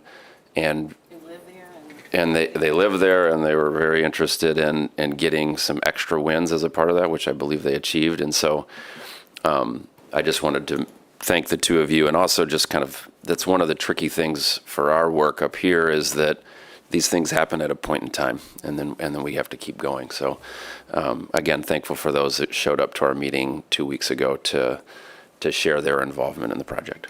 Yeah, thank you, Commissioner. I appreciate you saying that, and I don't know about all of you, but I've heard from a number of folks who live in the neighborhood since that public hearing, and they have expressed to me really strong support for this, and they are eager to see, especially the community hub and the child care center. And so I'm excited, and I know that a lot of the neighbors continue to be engaged in this work, and I know that they are in it for the long haul. And so I appreciate all of their time and energy. Yeah. All right, with that, I'll call the question. All those in favor say aye. Aye. Those opposed, it carries. All right, next that will take us to a resolution approving a brownfield plan amendment for the United Methodist Community House Rehabilitation Project located at 900 Division Avenue South. Can I get a motion? So moved. Support. All right, moved and supported. Another really exciting project. We had a public hearing related to this. And I'll say and again and thank the county publicly. County Commission approved some funding for this project as well during their round of ARPA funding decisions. So I just want to thank them for that. Mr. Gracia, you want to tell us about this item? Yes, again, this project is the Brownfield Plan Amendment for the United Methodist Community House, again at 900 Division Avenue South. The proposed project is a 53,000 square foot mixed-use building that includes an adult activity center, early childhood education center, intergenerational education center, and a healthy food market on the first floor. It will also result in 46 senior housing units on the property with a total investment of just under $20 million. Yeah, awesome. Thank you. Commissioners, any questions or comments? Madam Mayor, I just want Yes, to go say ahead, that, as a child growing up, I did a lot of work around United Methodist Community House. It was my neighborhood. To see this project take off and get going is very important to me, although it's in the second ward, not the first ward.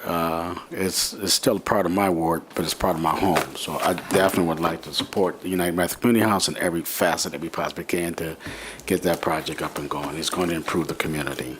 It definitely is. And Commissioners, if you haven't had a chance, I know I've had a chance to get over there a few times now and tour the property and really get a sense of what they're hoping to accomplish. And then I was able to join them to welcome the Lieutenant Governor to make sure that the state was well aware of our hopes for that space. And so if you haven't had a chance to get over there, please take a moment. It's pretty exceptional what they're hoping to do. So. All right, with that, we'll call the question. All those in favor say aye. Aye. Those opposed, it carries. All right, next that will take us to a resolution approving collective bargaining agreement with the Grand Rapids Police Officers Association. Can I get a motion? So moved. Support. All right, moved and supported. City Manager, you want to tell us about this? Yes, I see Mr. Deering is on his way with his leisurely approach to the dais today. He's in no hurry, but Lou has mentored him very well. We're pleased, Mayor and Commissioner, to present to you our results from our bargaining with the Grand Rapids Police Officers Association.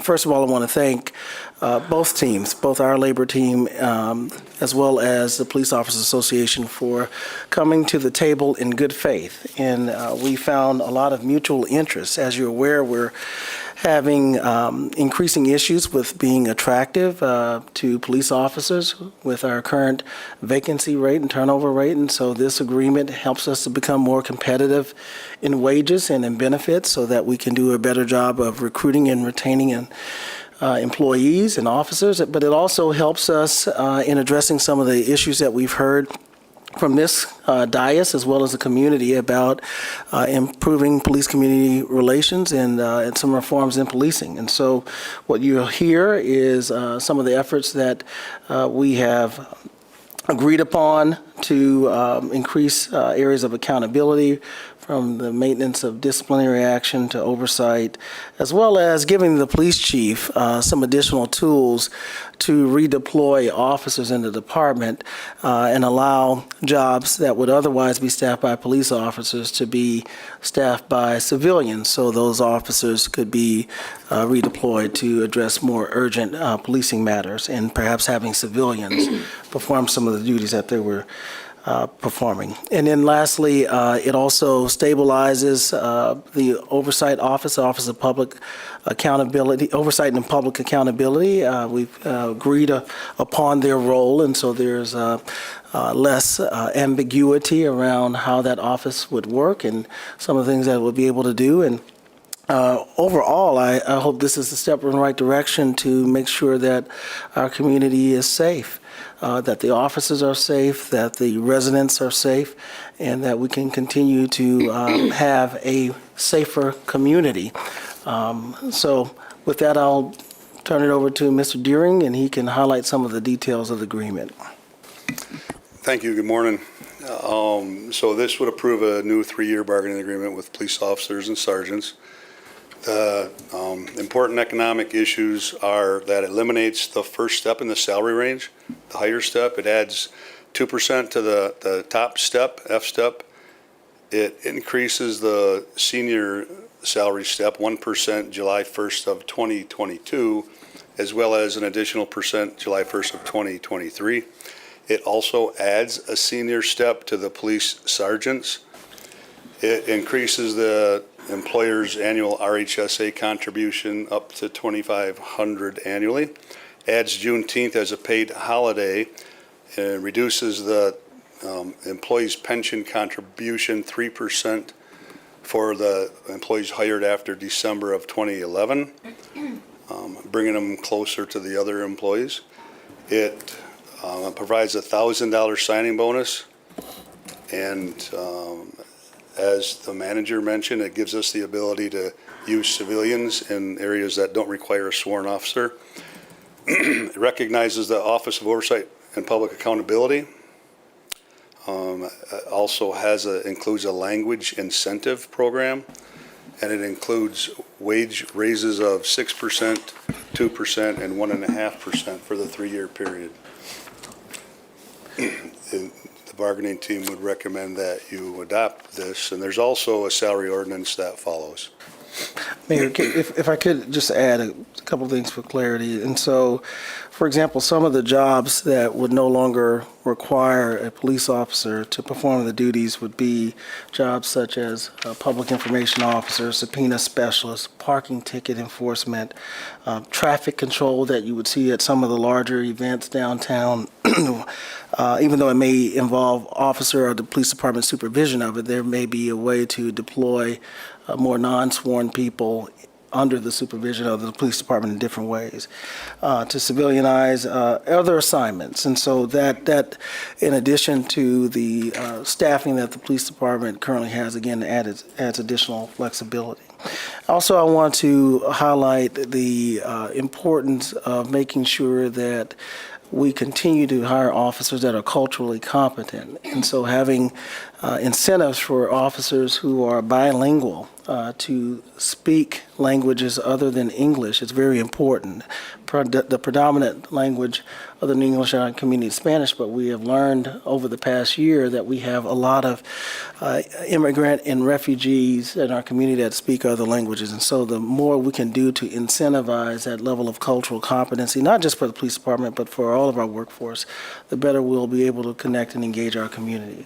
So again, we bring this forward after much serious deliberation. I think it is all done with good faith, and this is a good agreement that will, again, benefit both management, labor, but also ultimately our community. And I want to thank, again, our negotiating team and under the executive oversight of Doug Matthews and our labor relations officer and with the assistance of our city attorney and Sarah Hartman and all of their good work and all the others that participated in this process, it really was a collective effort. Yeah, thank you, City Manager. And I'll add my thanks to you and the entire bargaining team, and also to all of our officers in the Police Officers Association. A lot of work goes into negotiating contracts, and I appreciate everyone coming to the table to address issues that we have internally, but also to really listen to some of the feedback we've heard from community. And so thank you to everyone. I'm glad to be in this position to be able to vote on this today. So, Commissioners, any additional questions or comments? Commissioner Isasi? Thank you, Mayor. Thanks for the overview, City Manager and Mr. Deering, as well as the thanks to the other colleagues. I think I really want to highlight the pieces around the civilianization. That's a huge opportunity for us. I remember prior to being a commissioner, the Hillard Hines report that this body worked on, many of you worked on. I think continuing to ask those questions, what keeps our community safe, to recognize where we can put people in their highest level of work. And so I think that civilianization absolutely helps that. So I'm glad to see this. I'm glad we can move forward. And I just appreciate all the efforts, appreciate city efforts, staff, as well as the individuals in the union. Thank you. Yeah, thanks, Commissioner. Commissioner Repart? Yeah, thanks, Mayor. And thank you, Ken, and the city manager for brokering this deal. I think that as Chief Winstrom holds his department to a high standard, it's only fair that we compensate competitively our department. And so I fully support those compensation agreements. But also, this represents the first police department in the state of Michigan that's been willing to accept language around oversight in their contract, which I think is a huge significant thing, not only for our city, but for our state. Primarily, the thing that I wanted in the contract was the civilianization language, so I'm very thankful that that's in there. And I also think it's important to note that discipline records were also changed. They'll now be kept for 4 years instead of 2. That's just another small thing. So I too want to thank our department for stepping forward and accepting those changes, and thank the city manager and the team for bringing forward the appropriate match to those requests. Thanks, Commissioner. Commissioner Lanier? Thank you for the presentation. And I'll just say, a lot of this work happens when there's advocacy. And some of the language that's been changed here today has been brought to us through advocates. And so I know even back in the SAFE report, you'll see some of these recommendations outlined there. And that was 2015 until now. And so there's a lot of work that goes into bargaining.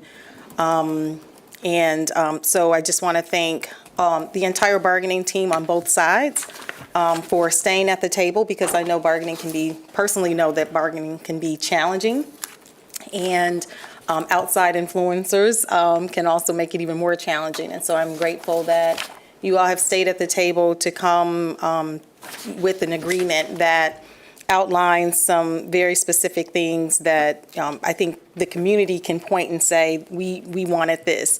And even some of the members of our police department have also advocated for some of these things as well. And so I'm grateful to be able to support this ordinance prior to my imminent departure. Thank you. Thank you, Commissioner. You've been great to have around the table, especially on these issues. So thank you. Commissioners, any additional questions or comments? All right, I'll call the question. All those in favor say aye. Aye. Those opposed? It carries. All right, then we have... If I could Yeah. add a note, I saw the fire chief when it was remarked that the police department was the first police department in the state. I saw the fire chief look at Chief Winstrom and kind of shrugged him and let him know that I was the first department in the city to have the agreement. Chief Lehman, we appreciate you. And congrats on your upcoming retirement, even though many of us are sad to see you go. So it's bittersweet. Okay, Commissioners, we have 2 companion items that go along with this contract. So the first one is a salary ordinance for the Grand Rapids Police Officers Association, officer and sergeant units. Can I get a motion? So moved. Support. All right, moved and supported. I believe Ken already spoke to this. It's pretty clear. It's laid out in front of us on the changes. Any questions or comments? All right, I'll call the question. All those in favor say aye. Aye. Those opposed? It carries. And then the last item that's connected to this is the ordinance amendment. So this is an ordinance amendment to Section 1 of the Budget Ordinance of 2022-13 for fiscal year 2023, Amendment Number 8. Can I get a motion? Support. All right, moved and supported. Our CFO, Ms. Claren, anything to add to this? No, this is just for under 1.7 million. It'll be appropriated entirely within the general fund, and yeah, so if there are any questions. All right, so we'll make some adjustments to meet the need of the contract language. Any questions or comments? All right, all those in favor say aye. Aye. Those opposed? It carries. All right, commissioners, that will take us to the end of our action items. I'm going to go ahead before we go into the very brief updates. Call for the question to go in executive session. We do have a number of items, so I expect this executive session to go well over an hour. So can I get a motion to go into executive session? This will be for pending litigation and a number of legal opinions. Can I get a motion? So moved. Support. All right, moved and supported. Commissioner Sassi? Yes. Repart? Yes. Lanier? Aye. O'Connor? Yes. And Moody. Yes. So used to having, and I'm a yes. So commissioners, right after the briefings, we will go down to the 6:01 for the executive session. We have two very brief updates.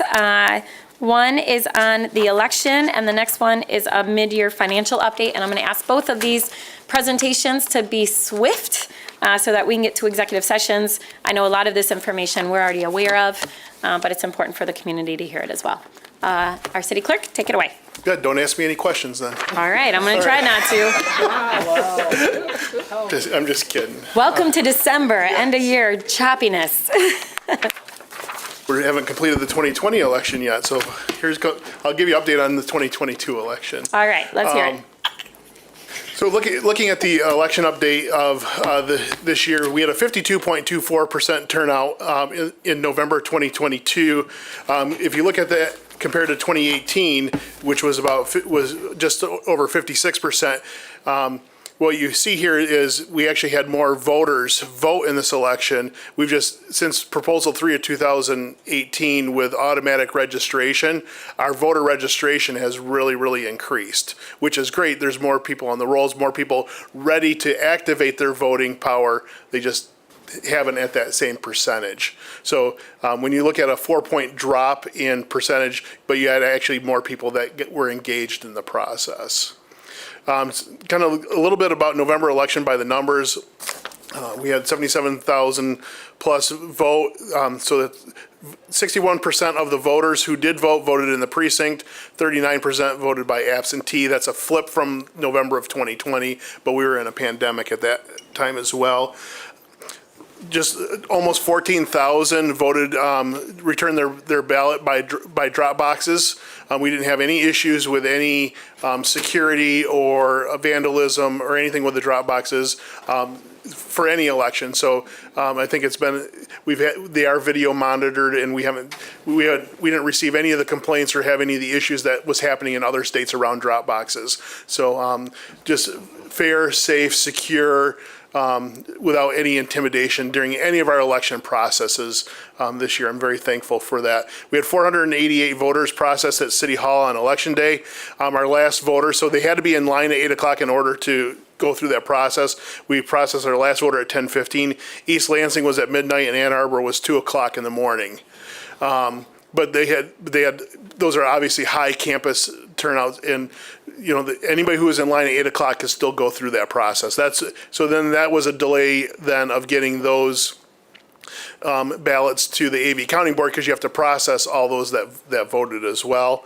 4,481 of those 30,000 absentee ballots were returned on Sunday, Monday, and Tuesday. So 15% of them came at the last minute. For whatever reason, voters were waiting to the last minute to make those decisions. Usually we see absentee ballots come in a lot sooner. But some voters were told by parties and other groups to hold on to them to the last minute for various reasons. First ward turnout was 48%, second ward turnout was 58%, and third ward turnout was 50%. The highest precinct was Ward 1 precinct 19, which is up on Lake Michigan Drive. That was 75%. The lowest percent was also in Ward 1, Precinct 23, which votes at Buchanan Elementary, was at 21%. So you see there is disparity of turnouts. And as we go through 2023, talking with community partners that work in that Buchanan, Burton Elementary, those kind of school areas, to see what we can do. Is there some pilots or something we can talk about, trying to drive up some of the voter turnout in those areas, or at least just do some voter education. So we're going to kind of look at that as we go through 2023. We did receive, as I told you before, we received a grant for $1,500 per precinct from the state using Help America Vote Act dollars, and that went into some election security stuff, some additional staffing and the like. We used pre-processing. We did AV County Board across the street at DeVos Place. We could open up the envelopes on Monday, leave them in the secrecy sleeve, but we couldn't do any tabulating. And then 93% of the ballots that were issued were received by the clerk's office for absentees. So just some quick thank yous. Thanks to the clerk staff who go above and beyond. To the mayor and the city commission, thank you for your support, as always, getting out messages. To the city manager for the support of the Election Day Service Program and all the various departments that support election activities. The clerk's office cannot do it on our own, and I'm just so thankful that we have this collaboration, which is one of our backbones in the city, of working together to get these major tasks done. To election workers and city staff that worked in the precincts, absent voting, counting boards, voter registrations, and my special team that was there at 8 o'clock at night, emptying out the drop boxes so we can do that. And then all the polling locations, we only have one polling location that's on city-owned property, and that's at Garfield Park. The rest, we have to rely on the community, Grand Rapids Public Schools, and lots of churches and other groups to host elections. So I'm so thankful for them opening their doors to the community. Hispanic Center for recruiting bilingual election workers and providing interpreters in certain precincts. The Hispanic Center got a grant from All Voting is Local to recruit election workers. And so we worked with them to utilize that grant to recruit bilingual election workers, and then also have extra interpreters that we could send out for other precincts that don't normally have high Spanish speakers, but we had a couple where Spanish speakers came into a precinct that we don't usually target as high Spanish speaking, and we could get an interpreter out to them to help them work through the voting process. Well Design did a great job of developing and implementing comprehensive GR Votes branding and messaging, of cutting through the misinformation and disinformation that's on social media, and so at least we had messages coming out from the city of Grand Rapids of what is true and what is correct, what are the correct dates, and getting that information. Then that's going to be a big thing as we go into 2024. How do we cut through the disinformation and misinformation that's going to proliferate even higher than what it is now? And then to all the amazing community organizations that spent the year registering voters, canvassing neighborhoods, holding events, hosting valuable conversations, and providing election protection in the precincts, and all the election activities. There's a lot of, I can't name them all, so I don't want to name a couple if I miss someone, because there's work that's been done out there that I don't even know about. So I'm just thankful for all those that engaged in this process, that we're going to work together as we prepare for 2024. So the next part is what's next. And just briefly on what Proposal 2 that passed overwhelmingly, it's going to allow 9 days of early voting. I don't know the details of any of this because it's going to take legislative implementation. So I'll be watching what's happening in the legislature very closely on what that looks for us. And so what is 9 days of early voting? Obviously, that will bring down absentee voting and in person and maybe change how we do things. It requires state-funded postage for absentee applications and ballots. Continue to allow registered voters without state ID to sign a affidavit attesting to their identity. And you can see that it also allows you to apply for absentee ballots one time instead of doing an application every year. So we'll have to figure out how that implements. And then the other big one is require military and overseas ballots to be counted if postmarked by election day, because that's really heartbreaking. Is the day or two after the election, if you're in the community, we give you so many different opportunities to return your ballot. But if you're in England, or if you're in Afghanistan, you're wherever you are around the world, and you try to get it, and you're at the behest of the Postal Service and various getting back. This will give that opportunity to at least count those military and overseas ballots. So that's where we are with Proposal 2. There is a partial statewide recount that'll be starting this week. The county does recounts, and we will be recounting every precinct in the city of Grand Rapids. But we'll be working to assist them in providing election workers, and I know we'll be using a lot of Kent County Clerks Association members to help with that process. So there will be that recount that's going on as well. Yeah, thank you. Thank you for this update and prior updates. I know that you'll keep us briefed on some of the implementation and execution of meeting Prop 2, and I know there's a lot of clerks throughout the state of Michigan working on that as well. So, Commissioners, if we don't have any burning questions, I think we'll move on to our CFO for a very brief mid-year update. We'll have another fiscal update, I believe, in January at the start of the year, or February. So again, this is just a update and follow-up to our workshop that we had, but then you can see again, we'll get a more thorough mid-year performance management update in February as we prepare for our fiscal year next year. So Ms. Claren, I'm going to ask you to plug along here because we have quite a bit to cover still in executive session. Understood. Yes, as noted, I'll be back February 21st. So a lot of what I talk about today with the revenue forecasting, things like that, if you've listened to the treasurer's report this morning, there is a lot of uncertainty as we expect rates to go up and we're ever adjusting that forecasting schedule. So next time you'll see me do an update, February 21st, and then we go right into the fiscal year 24 budget. So as far as our income tax goes, that's been the big question mark. I am pleased to report, you'll hear the comptroller report on this in January at the close of the audit, that we did perform very well with our income tax. We estimated an 8%. Our base is actually up 12.5%. This is for a variety of factors. One thing that causes the growth in the base, which we were estimating for, was wage increases. We've seen that with our own labor contracts, but we also saw it on the corporation side. One thing we notice is net profits are up, which is evidence of corporations stockpiling cash. This is a traditional indicator of a recession where corporations are taking that wait and see, approach. So that's one thing I wanted to definitely highlight for you, is that's something we've been looking at in the income tax department. As far as our refunds go, we do have an outstanding $3.4 million that was disallowed. That's just simply because of some compliance related issues with getting letters from employers or justification. So roughly half of that is expected to be issued this year.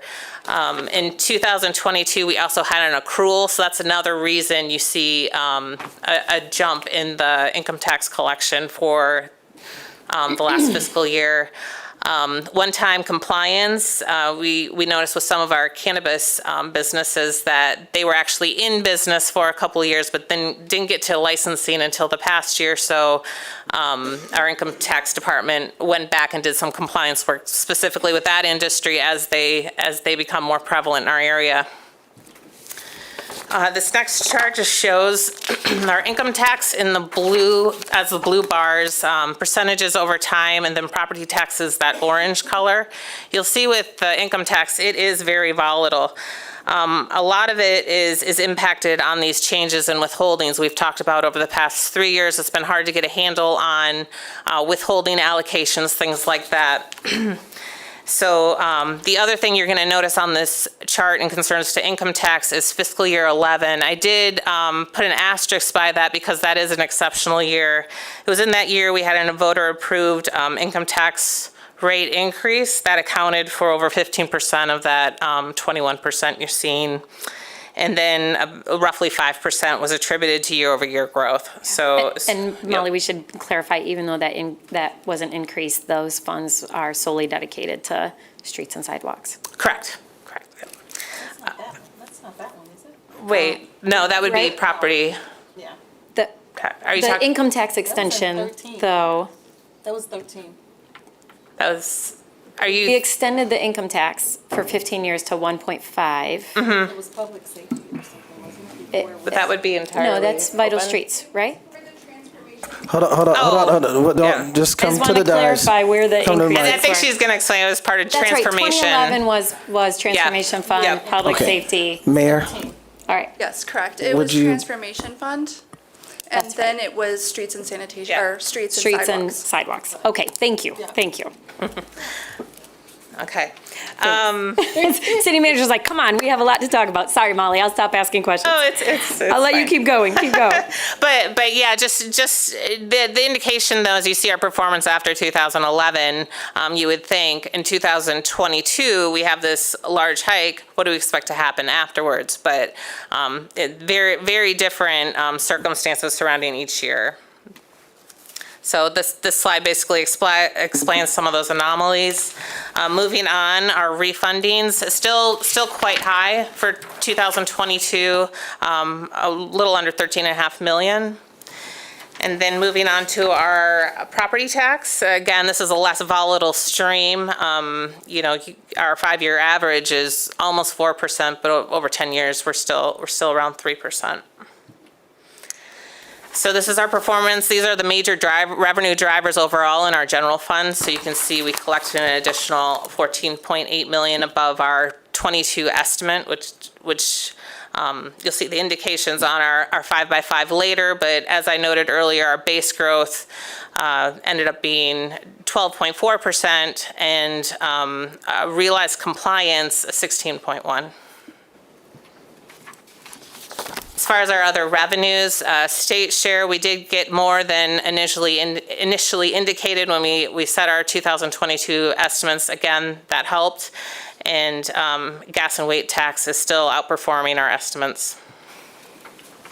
So this is the allocation of our major revenues in the general fund. Income tax is the biggest engine there.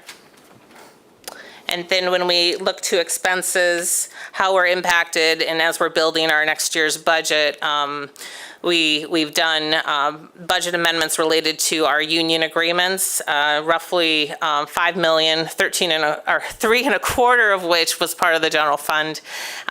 But again, you were all familiar with this.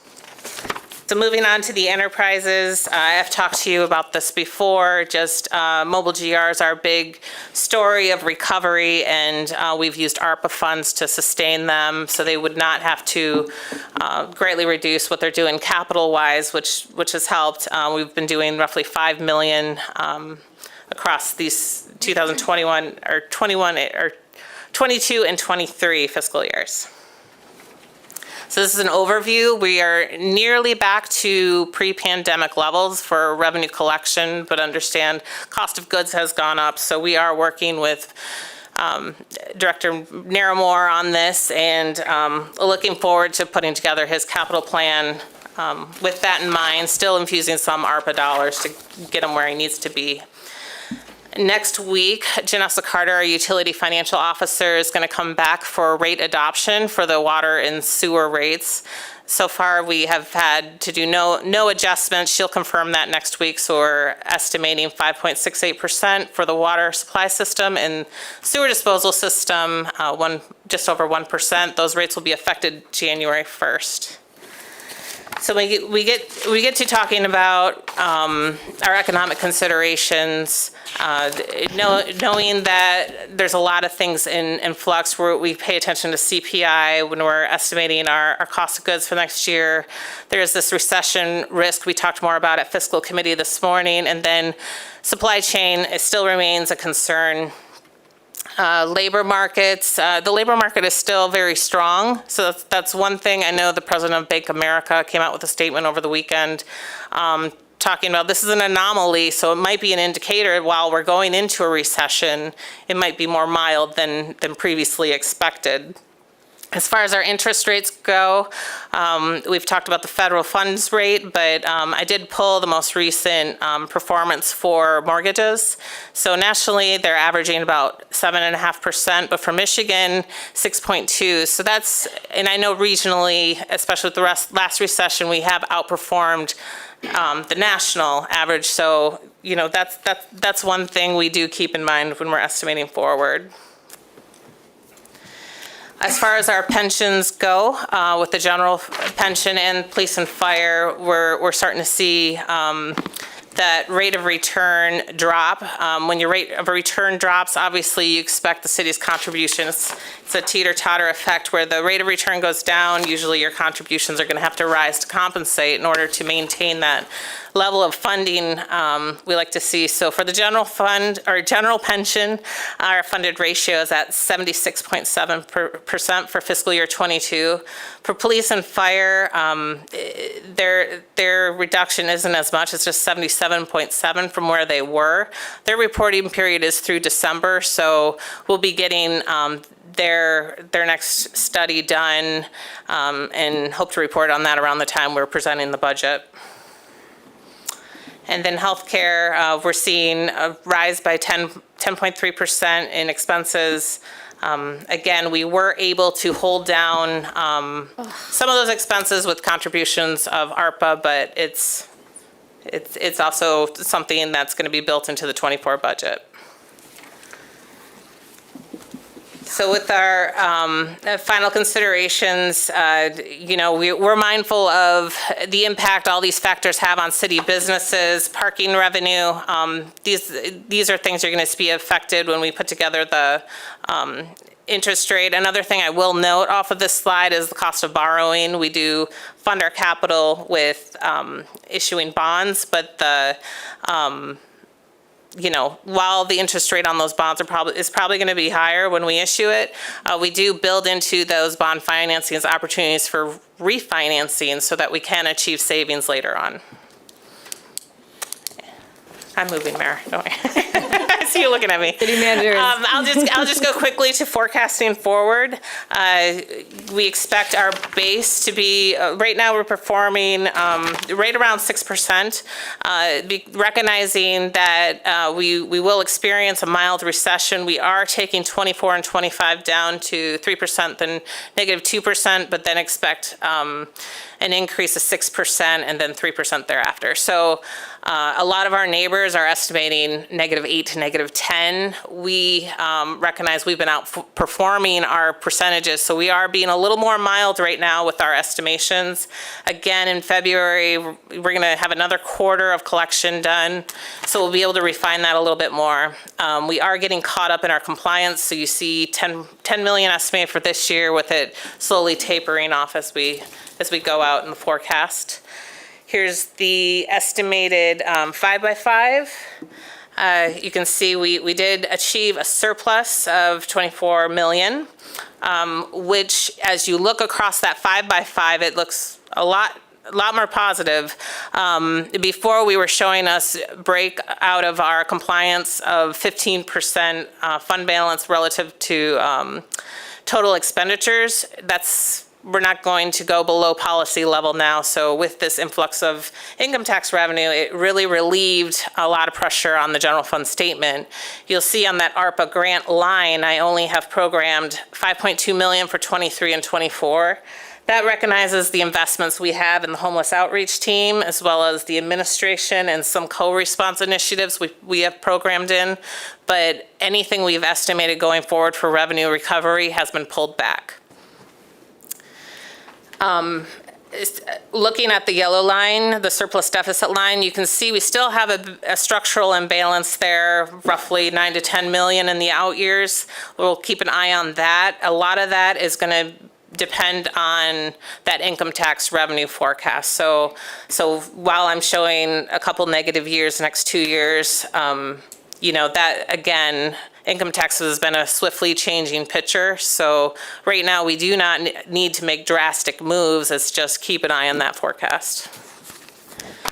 Talking about the Budget Stabilization Fund, we are just shy of compliance with that category because we did achieve a surplus this year that is beyond the assistance we got with our federal funds. We do have the option of considering contributing to the Budget Stabilization Fund to get back into compliance. The city manager and I will be discussing that as part of the fiscal year 24 budget to see if we want to program some money back towards that. And then moving on to the the ARPA slides. This is our current ARPA spending plan relative to where we were at when we adopted the budget in May of 2022. Not a lot of shifting. The biggest area, you'll see the category called Provisions of Governmental Services, where it goes from 63 million to 34 million. So you can see there's a lot less going towards revenue replacement and some of these other projects we had programmed under there. And then you'll see in the second to last line there, the other projects to be programmed or contingency, it went from 6.2 million up to 34.3 million. So basically that excess that we were going to use for revenue replacement's been put down there so we can consider how to program that going forward. We do have a timeline. So the city manager is working with staff to set up a recommendation for that. And the timeline, just to remind you, is we do have to have things, all the programs obligated by December of 2024 and then expended by December of 26. So we have time, but we will get moving on that. Sorry. I'll ask afterwards. I'm almost there. I promise. Later. There's one slide left after this. This is just detail into that governmental services line that you saw, that 34 million. Where you see we've used revenue recovery.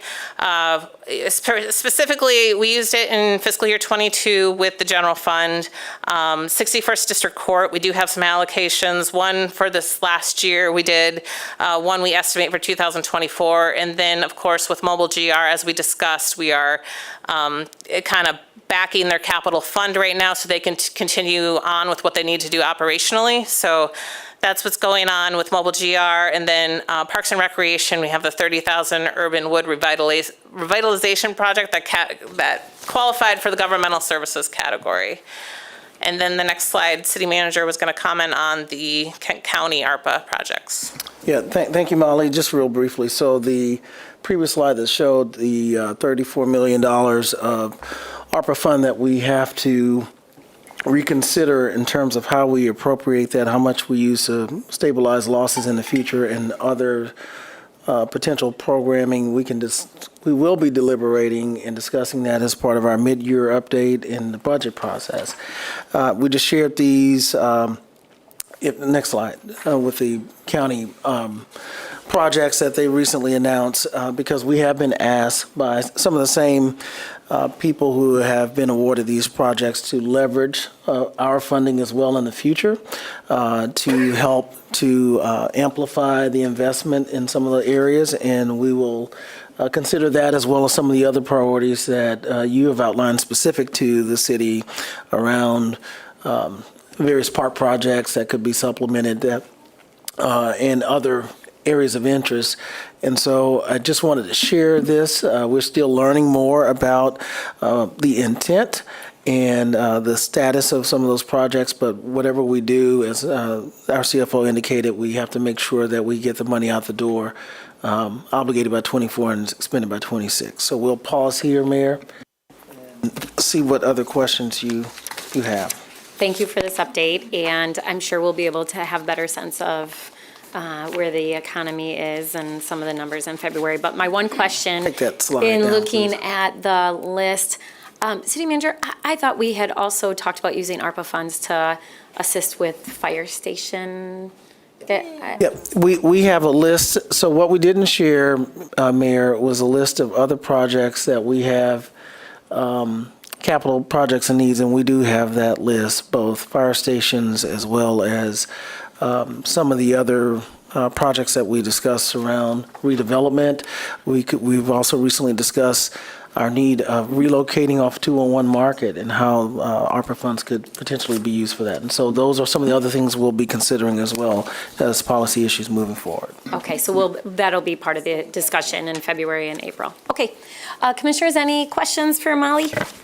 I will save my questions until later. Thank you. All right, great. Thank you so much. All right, commissioners, with that, you can take a brief restroom break and grab some coffee if you need it. And then we'll be going down to room 601 for executive session. And then we are back here tonight at 7 for our evening meeting. And those of you who serve with me on Economic Development Project Team will be back in this room at 12:30. All right?